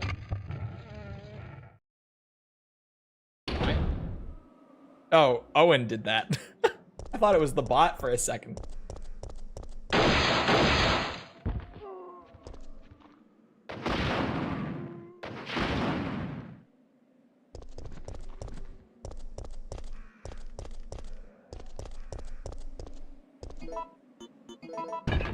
Oh, also, Owen, when you messaged me yesterday mid-stream, you know what you said? It stun-locked me so hard for like a second that I just had to read it to chat like in that exact moment. And now I'm gonna have to also bring it up on Sunday. And now I'm gonna have to bring it up now because I just brought it up. Yeah, hold on, let me actually just go and pull it up so that I can, you know, read it word for word, not exaggerate it. This was in context to us scheduling the first Black Ops 1 stream. Owen said, and I quote, "Hell yeah, I will be hard as a rock playing Kino."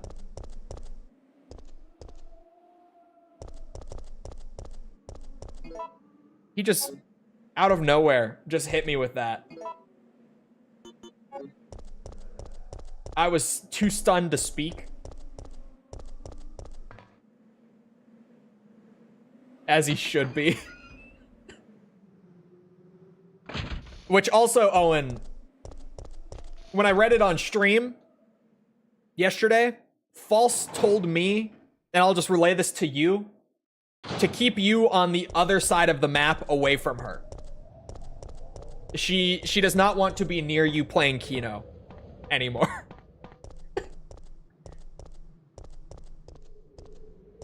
Just so you know. We should get an Owen quote TTS now. Owen, could I get you to record voice lines maybe? I could just send them over to you. Ask for some sound bites.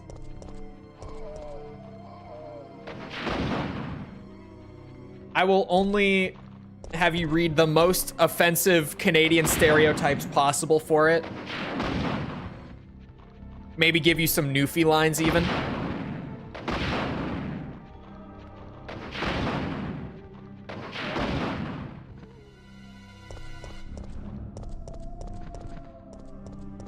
What do you think?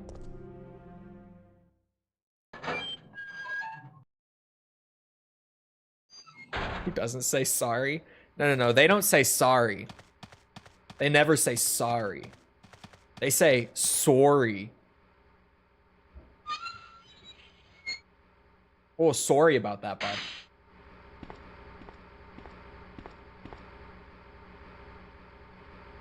Sorry.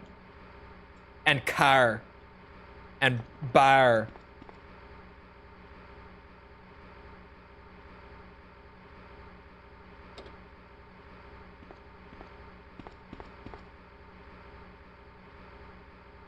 $15 to $25.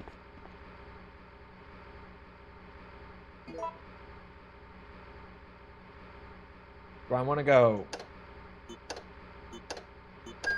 Bingo.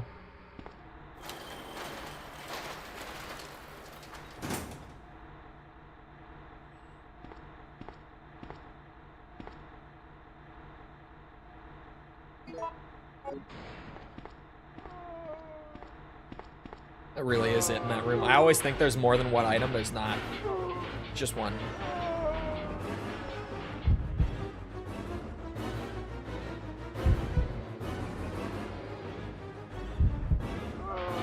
Yeah, I'm still just doing this one.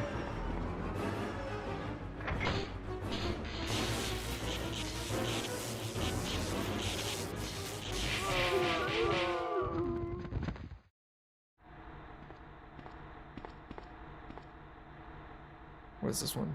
115 to 125.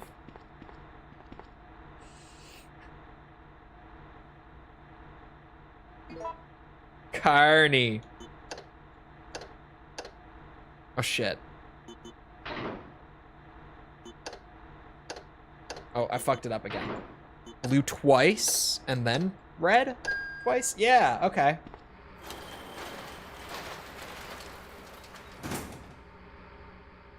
Is there a wrong option when these choices come up? No, it just lets you do two different things. Neither of them are wrong.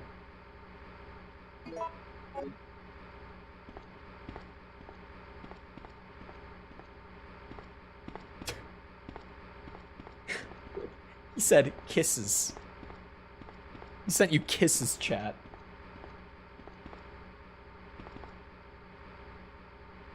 I'm surprised we have so many Canadians in chat. I feel like we don't typically have too many Americans or Canadians just because of time zones. Speaking of... Yeah, whatever.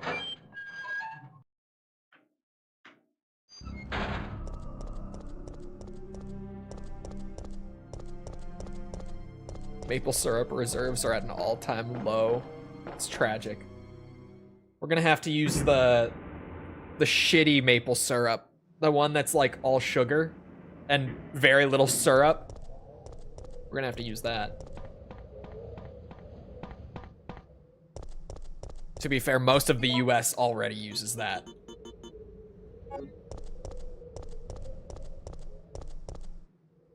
I don't know about other places, but most of the US is already using like the like fake maple sugar.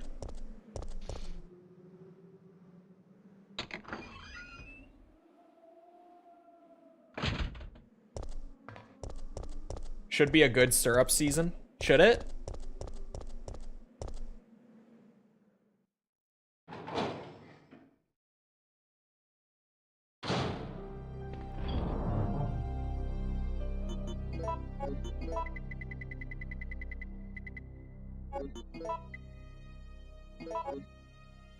Here anyways. I mean, that means it will be here. Oh, well, trade war. Maybe not. Normally, when it's a good syrup season for you guys, it's a good syrup season for us in Minnesota. But there's a trade war, so hard to say.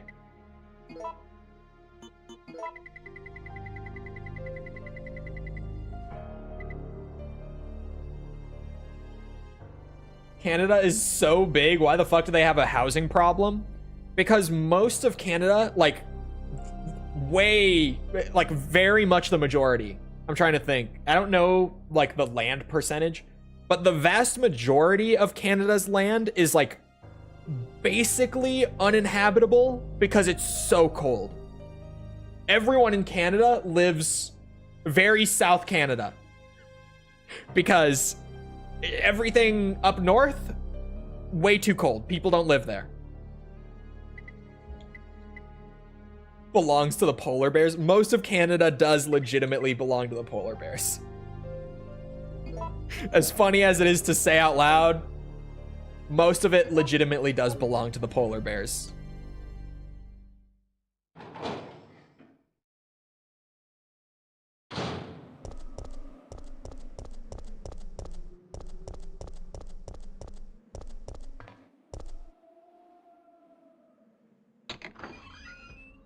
It's all tundra and Canadian Shield, yeah.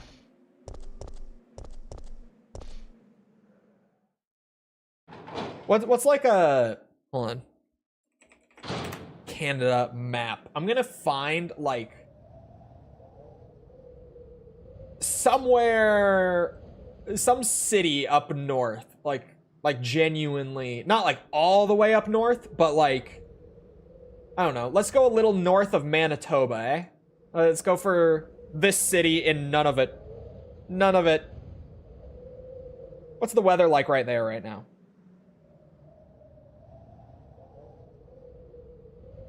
Hold on. Oh, I spelled it wrong. Oh, okay. Okay. I can get the weather for it. Hold on, it's loading.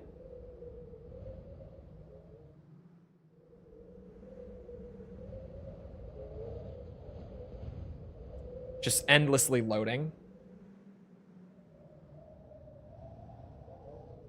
Maybe I can't get the weather for it because no one lives there.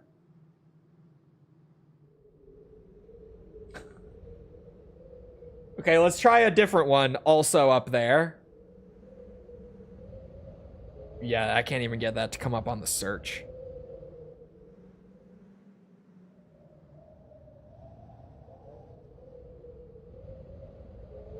Okay, I got one town in, like, the very southern part of Nunavut. It's negative 16 there right now.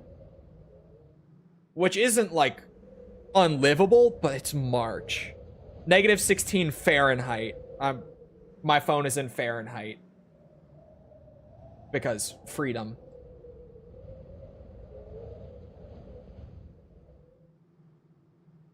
Could I maybe get... I'm trying to get something more up there.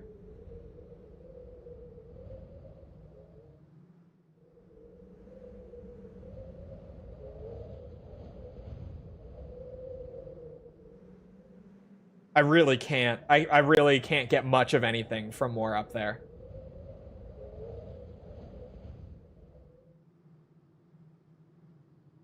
Building regulations don't help? Oh, surely not.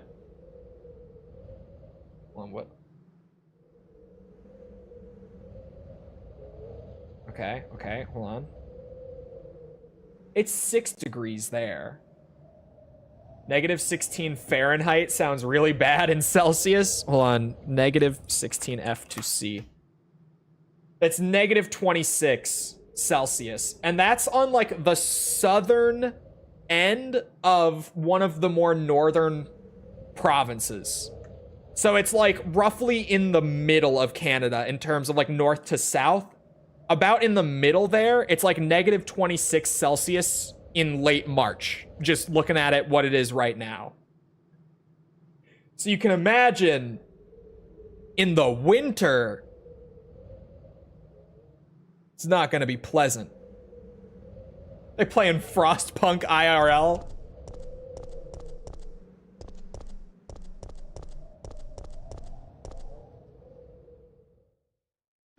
Is it a territory? It's not even a province? I thought none of it was a province, but I'm not Canadian.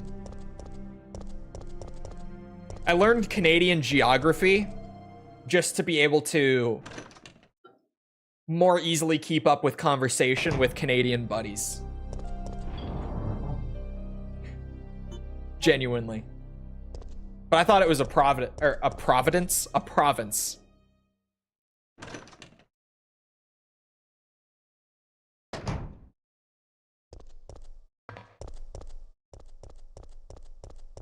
Gets up to 60 Celsius here in the summer. It gets up to what? Studying geography for communication. To be fair, it's not hard to learn Canadian geography. It can be learned in like 10 minutes. No offense, Canadians. There's just not a whole lot. It's not like, you know, trying to learn all the countries in Europe or like learn all the states in the US. It's easier. There's like 13, I think, provinces and territories in Canada. Is it 13? Something like that. Give or take a couple.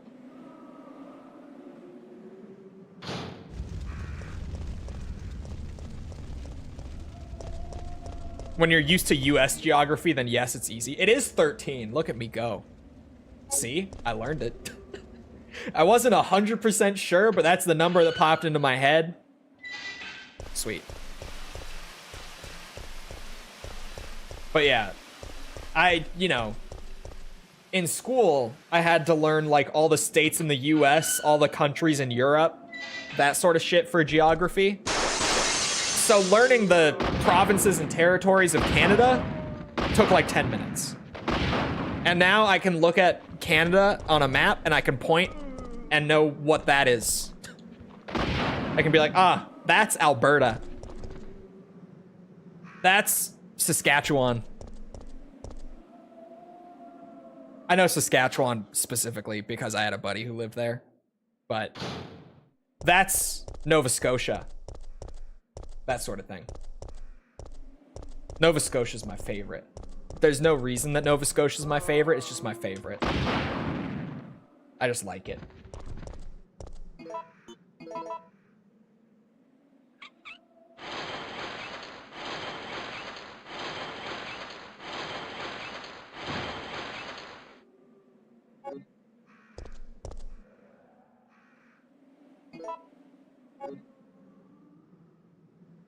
My experience with French Canadians, however, has left a poor impression for good reason.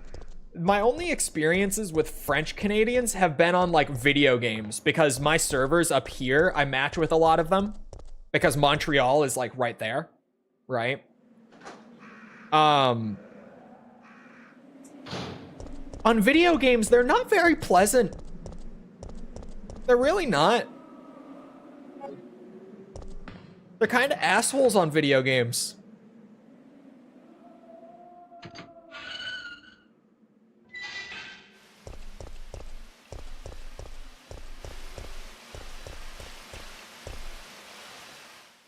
In Valorant, they were mean. They're mean. I mostly ran into them on like Rainbow Six Siege and COD. And they're mean there too.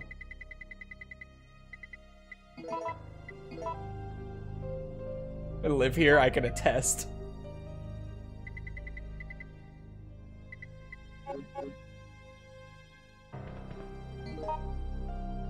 Oh, I'm going... Okay. I'm going to the gas station.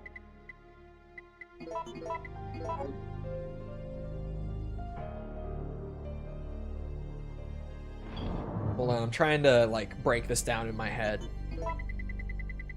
Yeah.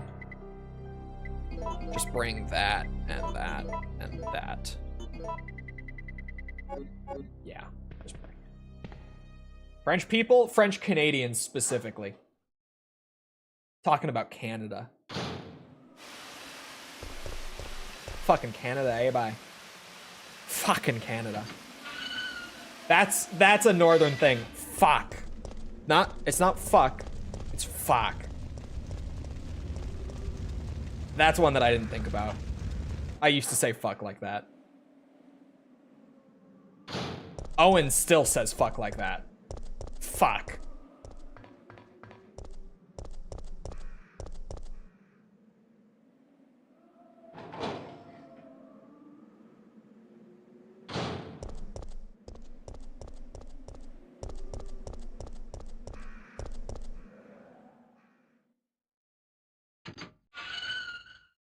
on.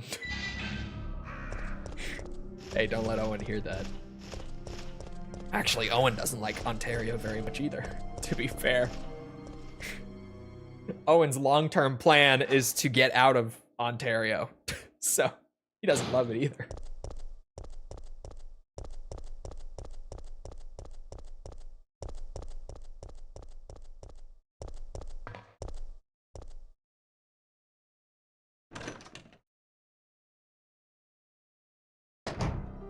Start a conflict between the French Canadians, the French in Louisiana, and just the French.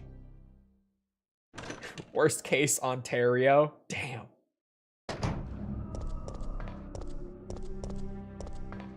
Then to BC, then Alberta. Oh. Which is the best? I hear Alberta's nice. It's a little more Western than I would like to be, I think. But I hear good things about Alberta.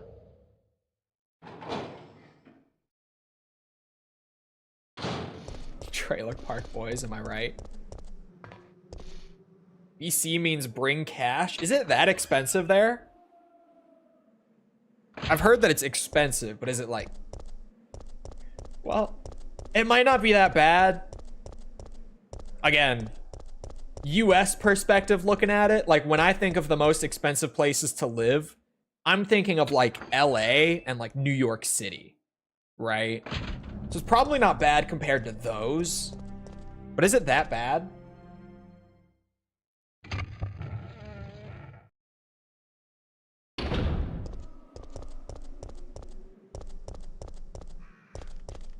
Seattle? Is Seattle up there? I mean, I know it's like relatively up there, but is it like way up there? Hold on. I feel like I haven't looked at this in a bit. Most expensive cities in the US.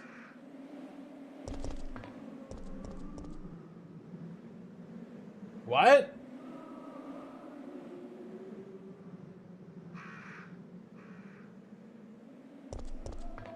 Okay, a lot of these are upsets. Apparently Miami is number 3, which I wouldn't have thought it was that high, but like, yeah, it's expensive down in Miami. Definitely.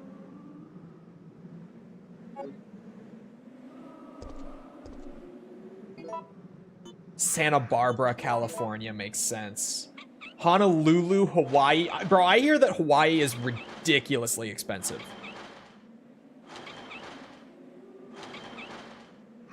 Boston makes sense. Boston's in the top 10.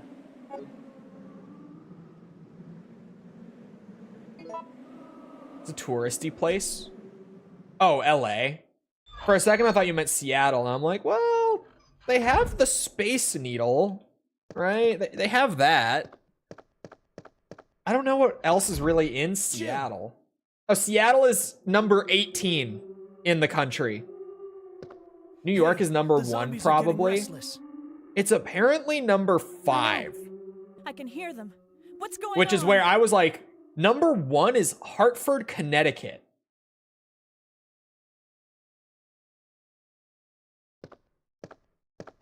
Oh, Hawaii. Yeah. Hawaii, I hear, is crazy expensive. Probably also because there's not that much land there, right? They must have sniffed us It's out. a They know we're relatively here. small piece of land. Hey, calm down.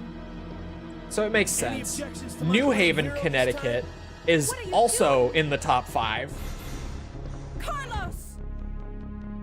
Miami being above New York feels wrong. I feel like that can't be right. Because, like, Miami is expensive. But is it more expensive than New York City? That seriously can't be right. Hold on, I gotta do puzzles. Give me a second.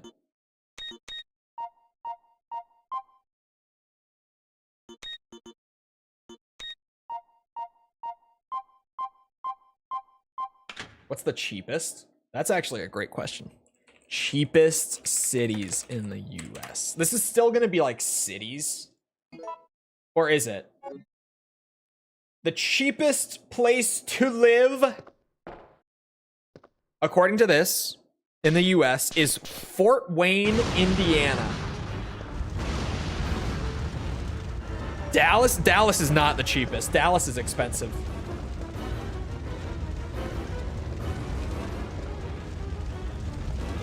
And then Huntsville, Alabama. Wichita, Kansas. Springfield, Missouri. These are all still like cities. But Davenport, Iowa. I'm sure Iowa in general is very cheap. I'm not dead yet. Are you okay? Green Bay, Wisconsin is number fine. 8? Really? Is it that cheap there? That hero stuff is harder than it looks. Is it cheaper than like Minneapolis? I guess Minneapolis is a bigger city than Green Bay. Now that I think about it. Omaha, Nebraska. Louisville, Kentucky. Toledo.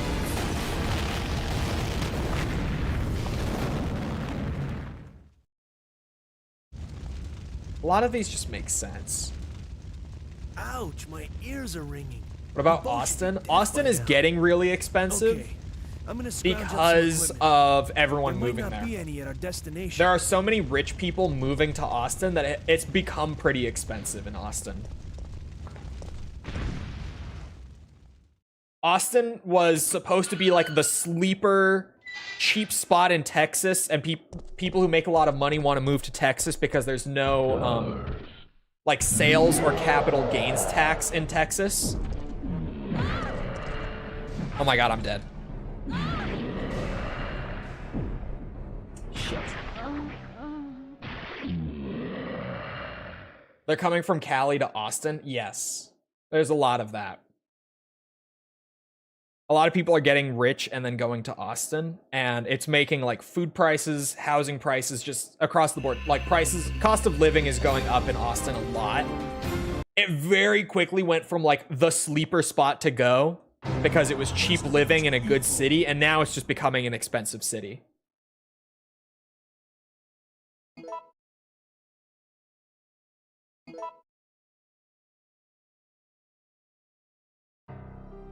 Which is a lot of Texas, because there's just a lot of people moving there because they're like, oh, it's warm, and no sales tax or capital gains tax or anything.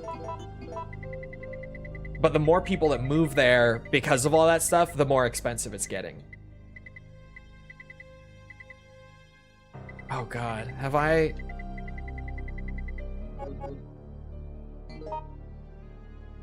Oh fuck. That was a big whoopsie.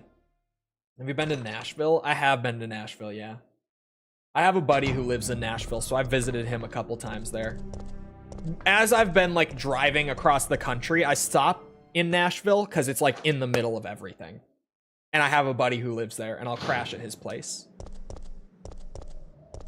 Although I didn't do that moving back from Florida, because I did do, when I moved back from Florida to Minnesota, I did the whole drive in one go. I did not stop. I mean, I stopped to like piss, get food here and there, get gas, obviously. But other than that,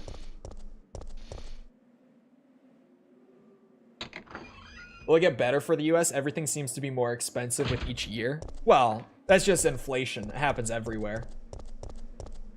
We have higher than average inflation for sure, but that's just how everything, like that's how economies work. It's nearly impossible to avoid inflation.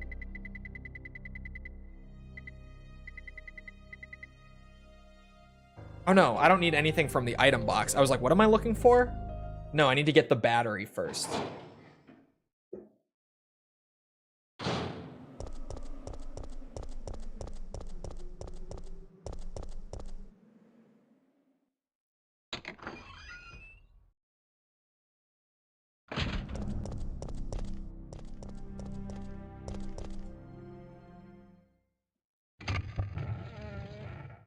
The debt has never been higher? Yeah.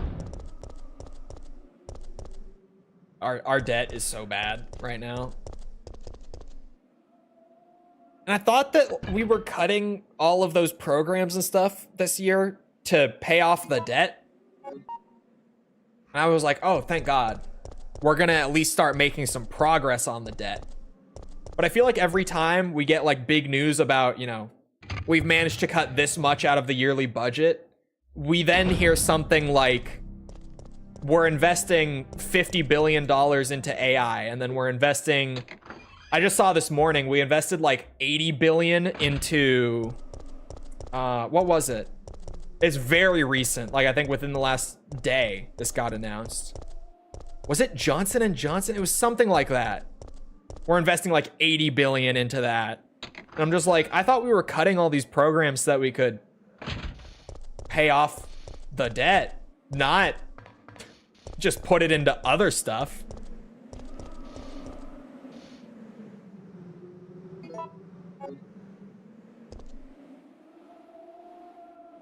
Unless there's military cuts, there's no way the US debt goes away. That's true. Because we genuinely spend more on our defense budget than we reasonably have available to spend on it.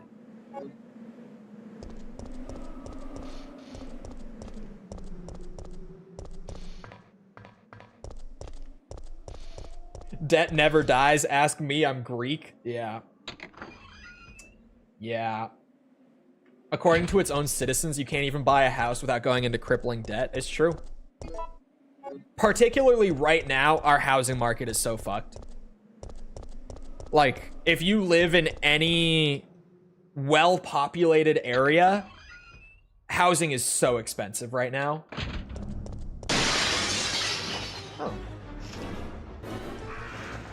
Borrow money to pay the debt?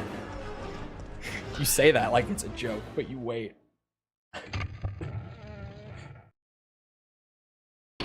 They're doing military cuts? Really? I haven't heard anything about that.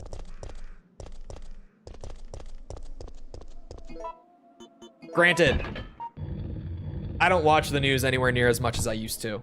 Because as time goes on, I just realize more and more that it's all this energy spent on worrying about stuff that I just can't even... Like, I alone cannot have any sort of meaningful impact on these things, so spending so much of my time, like, genuinely stressing about it is just not healthy for me. I'll pay enough attention to be informed to do what I can, but beyond that, it's not worth spending that much time and energy worrying about it.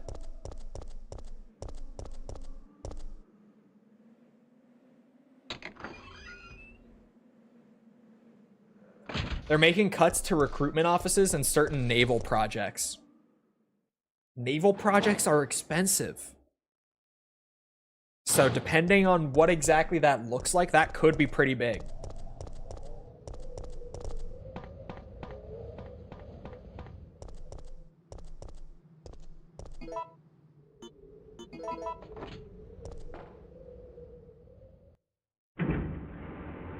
To fight debt means that a few generations will be very, very poor, so who wants to do it?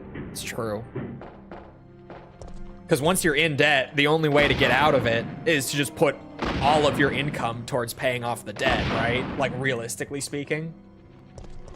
Granted, that's for, like, any sort of significant amount of debt. Like, if you take on, like, $20 of credit card debt, you're probably not gonna have to break the bank for months to pay that off, but you get what I'm saying. Like, once you're in a significant amount of debt, the only way to get out is to put, like, all of your income that you can towards paying it off. Which, I went to college, so I've been there. Been there, done that, but thank God I'm past that shit. Never again. Never again.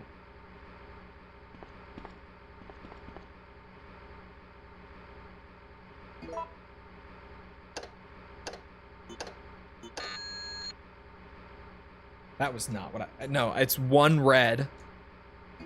And then 3 blues. I did 2 reds.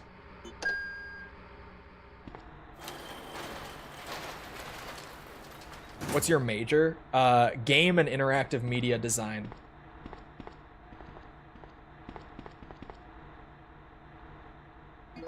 I get my breaking news from memes. Seems like a healthy way to get news. Life in the US is good if you don't have debt. Yeah. I got the biggest wang in the West. But then there's the housing crisis. Yes. The real reason that debt will never go away is the interest rate system. Yeah, because people make fucking bank off that shit. No pun intended.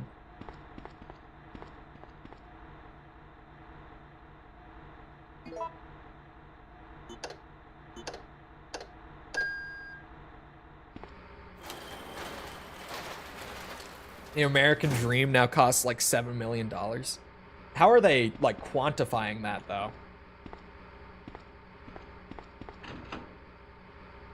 Like what is making up the American dream that is $7 million? Because it sounds interesting. Is that just like living expenses for, I don't know, 45 years to get you to retirement maybe? Or maybe it's more than that. You know, with like a house and a car and whatever else. Maybe assuming that you're also going to have kids and like have to pay for them for 20 years-ish. Building a house, having pets, tuition fees for kids, etc. Interesting. I'll make my own American dream with blackjack and hookers. Yeah. I don't know. I'm a big finance guy. I don't fuck around with my finances. I've rambled about finances plenty. If you spent enough time in my stream, you know that like I do not like spending money. I avoid spending money almost whenever I can. And then whatever money I bring in beyond like my expenses for the month or any additional purchases that I do make, as long as I have enough in my emergency fund, put a tiny bit more of it into the emergency fund just to buff it out. But my emergency fund right now covers like 15 months of living expenses. So not much. The rest of it's getting invested or put into high yield savings. Actually, my emergency fund is now in high yield savings as well, because I moved banks just recently to do that. I'm pretty anal about my finances. 15 months is not enough. No, it definitely is. Like it's more than enough. But it's just that thing of like, why not have a slightly more safe emergency fund? Like every time that it gets there, I'm like, it could be a little better. I could have a little more in that emergency fund.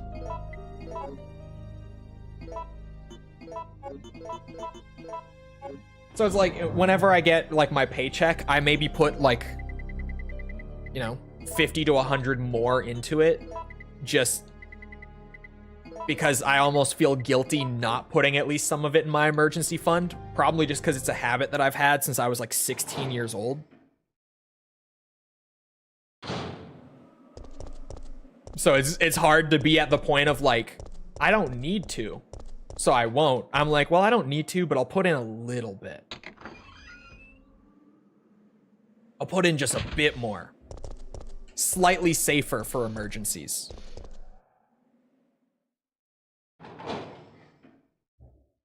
Emergency fund doesn't mean shit if you get married and have kids. That's the thing, dude. I am not there. I don't even know where I'm at on the kids thing. I'm playing that by ear at this point. I'm 22. Of course I don't know where I'm at with the kids thing. We'll get there when we get there.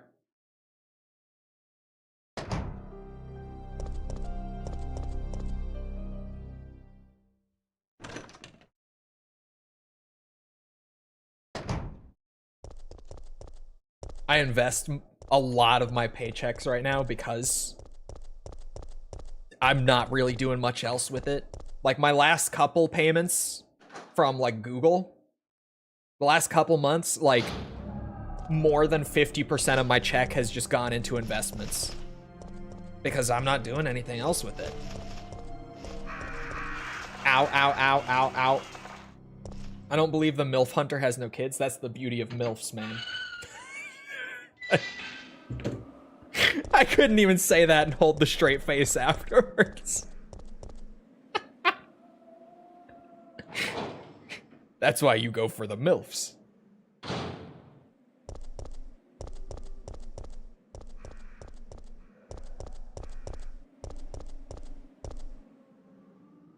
One thing that pisses me off about the American system is the equity division with the divorce. Take half my shit, my ass. Well, it depends on the divorce case, but that's like the standard.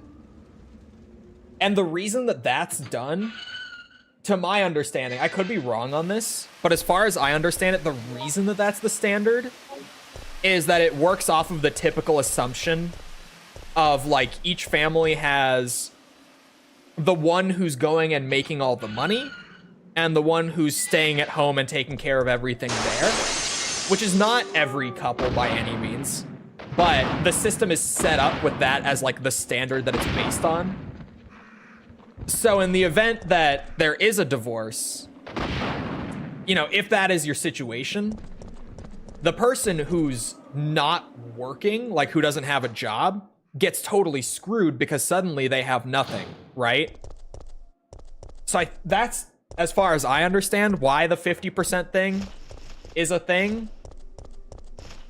But then obviously, that sucks if you get stuck on the other end of the 50% where you have to pay half of your money and assets to the other person who you're breaking up with, right? Like mid-breakup, you have to give them half of your shit. It's terrible. But like when you break it down like that, it makes sense how the system was set up that way. But God, that's just gotta be the worst.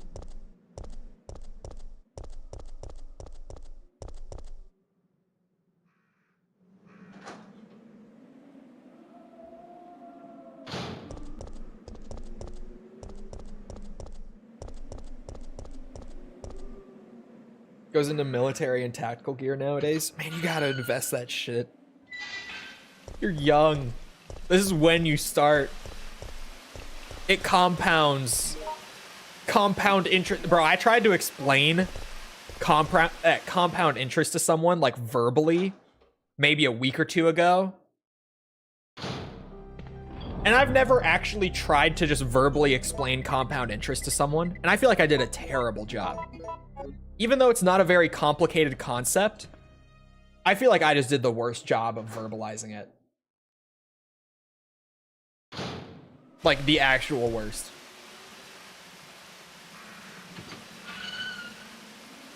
Where I'm from, child support and alimony is legal, but not prenups.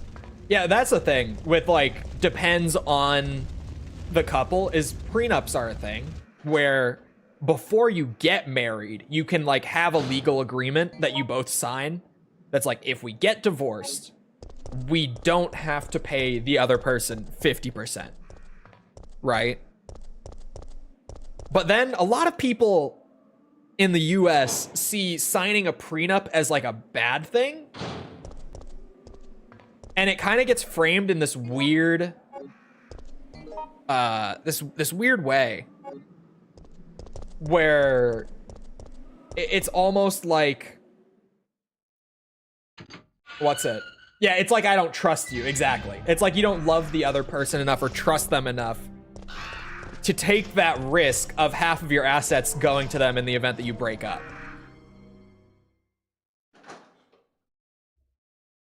It's seen in a weird way.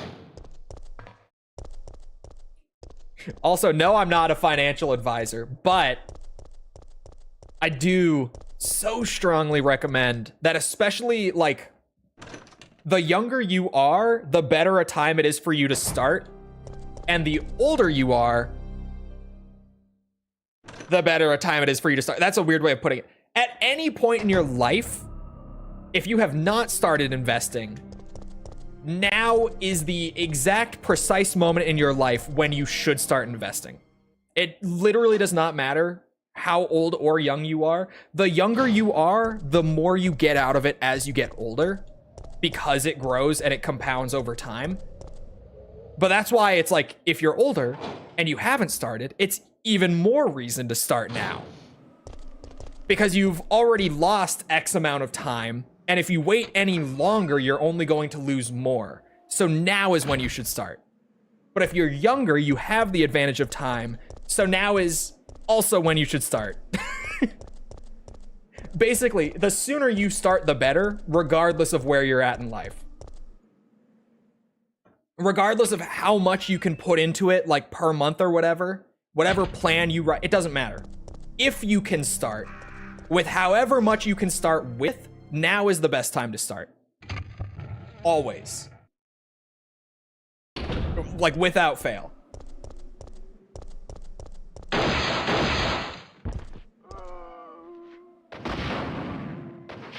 Joel should teach finance in college. I shouldn't, because I'm no, like, I have no, professional education or experience with finances. I just am good with my finances and very passionate about it. And it's mostly because I don't make the most money. I don't have a massive income. So I've basically had to learn to make the income that I have the best that it possibly can be. Like, just however much I make, I need to make that work as much as it possibly can. I need to make that the most it can be.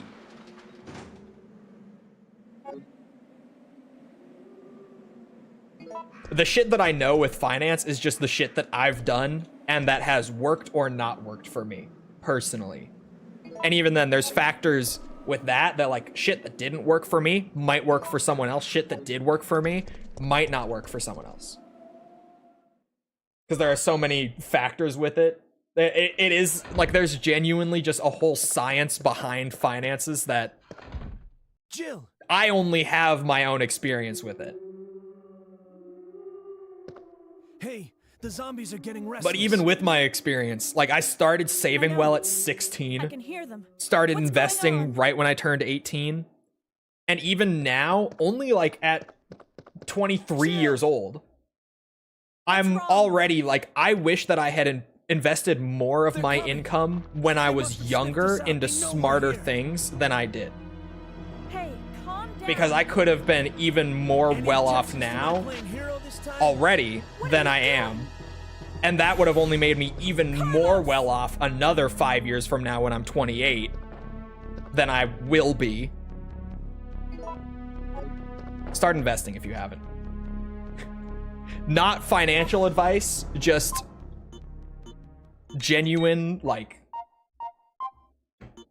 if you just get into it and you treat it with the respect that you should, that you ought to, it will help you so much. How do I wanna... Ah, shit. Life pro tips. Yeah, it's just a life pro tip. Not financial advice. I'm not telling you to buy anything specific.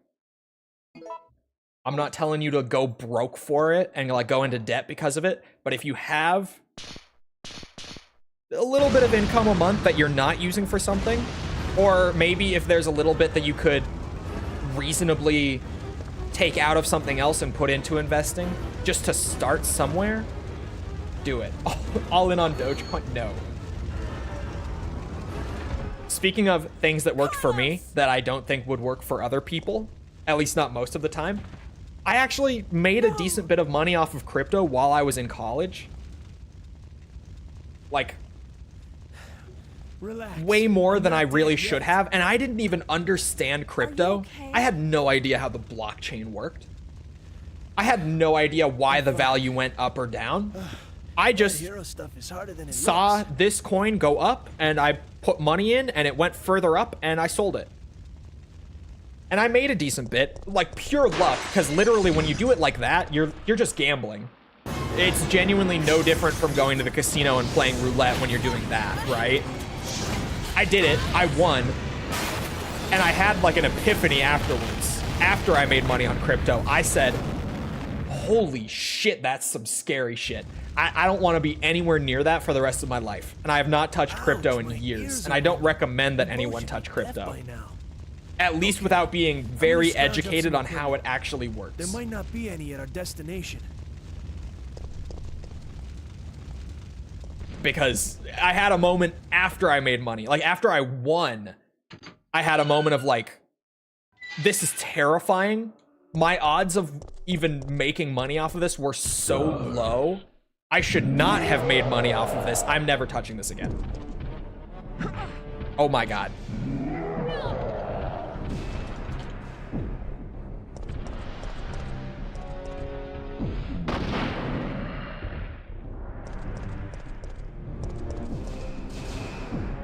Wait for it. Bitch.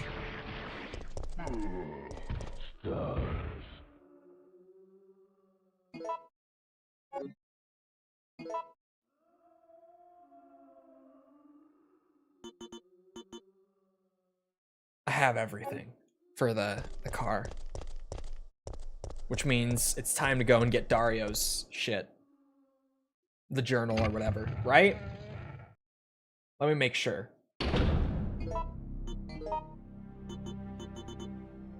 Business facts. And then Dario's memo, yes.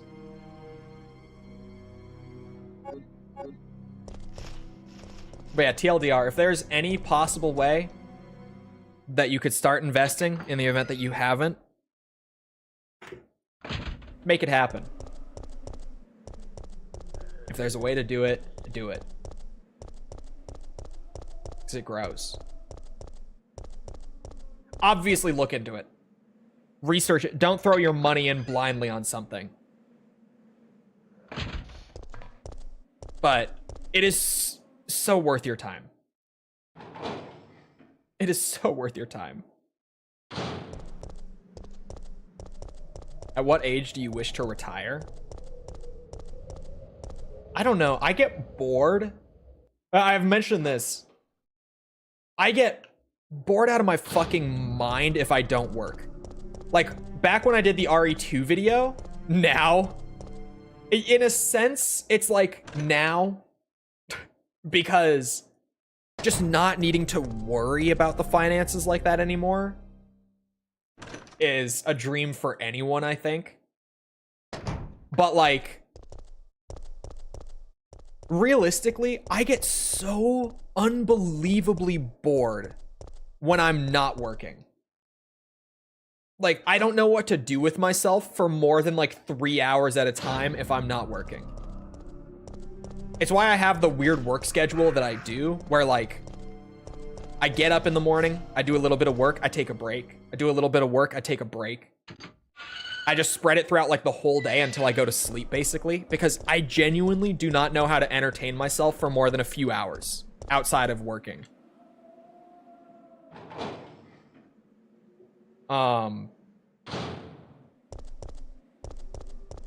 So I don't feel like in terms of retirement, I genuinely, because the internet exists and shit like YouTube exists, right? I legitimately do not feel like there will ever be a point in my life where I don't want to work in some fashion, right? I don't. But I don't know. Private cheap lessons for people with low income? For what? I agree he would make a good teacher. I think that's just because I had some jobs as like instructors when I was younger. Or instructors, I say it plural. It was me, both times. Math? Bro, I'm so bad at math. Don't get it twisted with the finance talk. I am so bad at math. Finance and economics. Teach game dev or something. I don't know. Boosh. I'm gonna piss in your mouth. Years from now, Chole will be an old man on YouTube and my grandson will be watching. I feel like I will be like that old guy who played like Skyrim on Twitch every day. Genuinely might be me.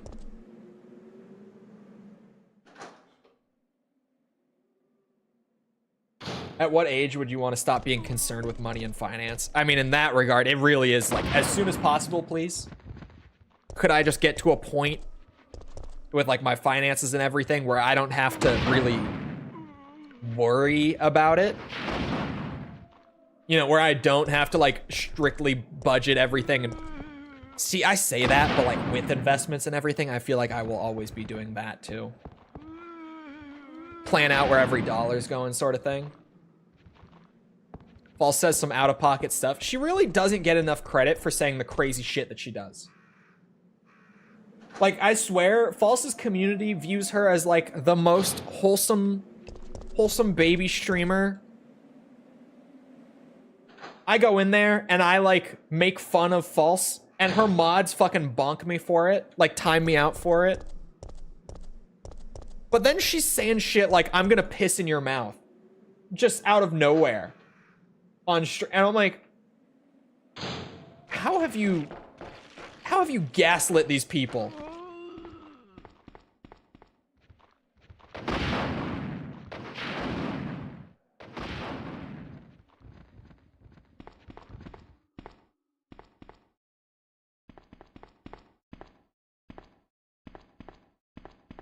Is it not here? She's not PG, but she's wholesome.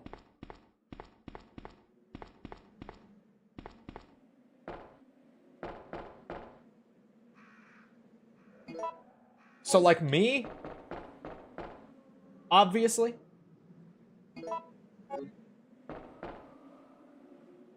Go teach other kids something useful. Yeah. Ask Cole's mods if they like him. They're gonna say no, but they wouldn't be here if they didn't. That's the thing.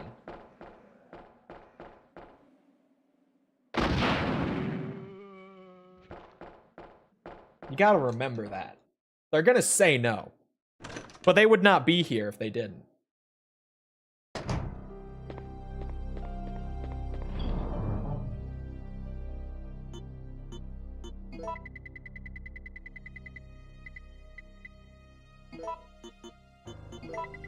Oh, I have, okay. God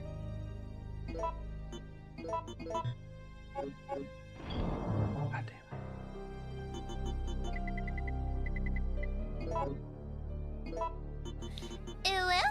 Do you think most game developers make good money?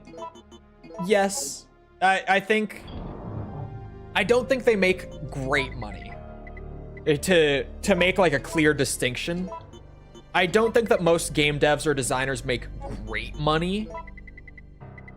Like the sort of money where it's like, oh my god, I need that job, right? Just because of the pay or anything.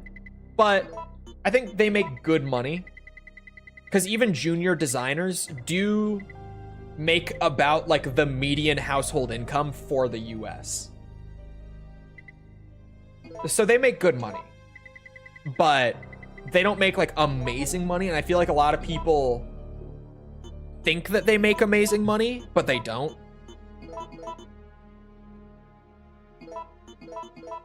I certainly didn't. I made okay money. I made good money, but not great money.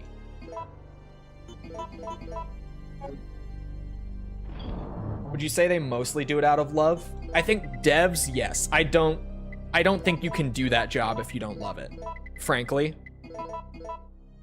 And even a lot of people who think they would love that job, you get into that job, and it's so common in the games industry to actually start and like get in and then realize that you don't love it how you thought you would. It's more than anything else I've worked in prior. I saw more of that in game dev than like any of my other jobs beforehand. Absolutely.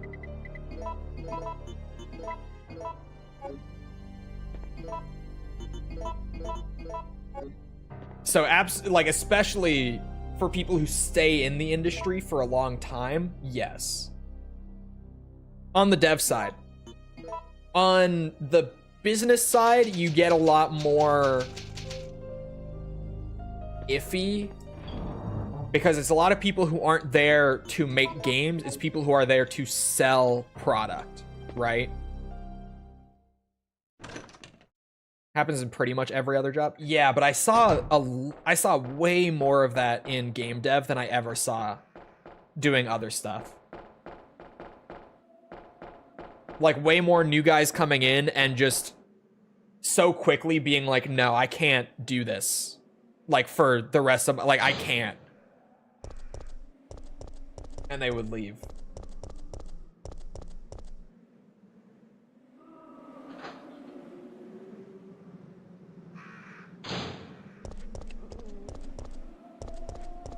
What games did you work on? Any big projects? I'm under NDA.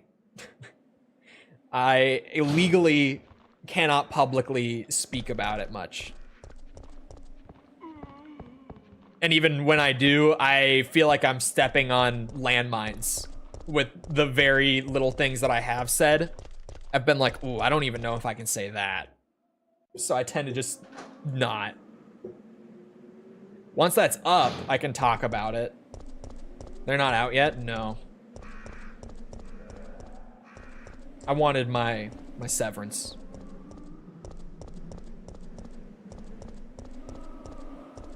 I had to sign a big, juicy NDA to get severance. And I was still not that far out of college, so I signed it.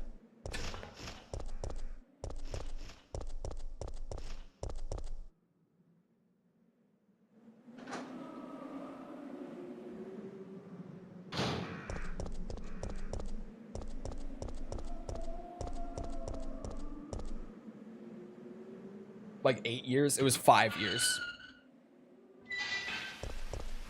And I signed it in 22. In like mid 22. So it's been almost, well, it's been like 2 years and 8 months since I signed it. I was gonna say almost 3 years, but then I feel like saying that most people would be like, it's been 3 years. It's been like a little over 2.5 years since I signed it. We gotta wait until 2027? Yes. Unironically. Which is crazy when you say it like that, but yeah. The severance wasn't even that great. Like, looking back on it, 5 years. Granted, I didn't think that I would be, like, daily live streaming to a significant audience when I signed that, but I didn't realize how long 5 years of public silence actually is at that time. What if those games are released before 2027? I can tell you, without breaking NDA, that that is not happening. I can say no more than, but I can say that that is not happening.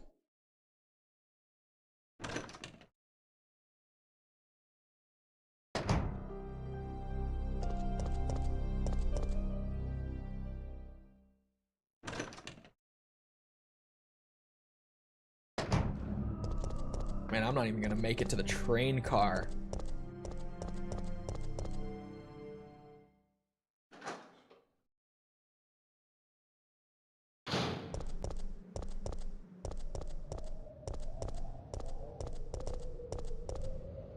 Oh, maybe I should, no.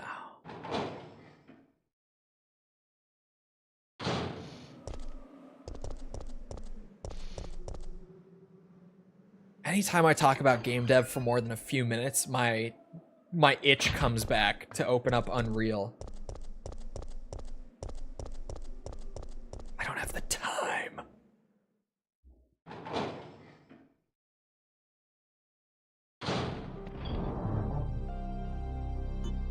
Not yet. Patience. Something tells me you just wasted a save. Yeah, we're not going for rank anyway. I'm using the infinite rocket launcher. We're not going for rank.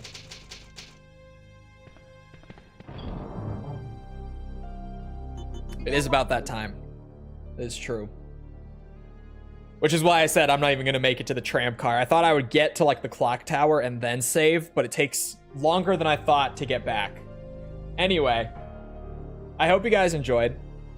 If you did enjoy and you haven't done so already, feel free to go ahead and leave a sub, come back another time. We're doing this. We're doing a whole bunch of other stuff like Armored Core, Ace Combat. What else am I doing? Metal Gear, Yakuza.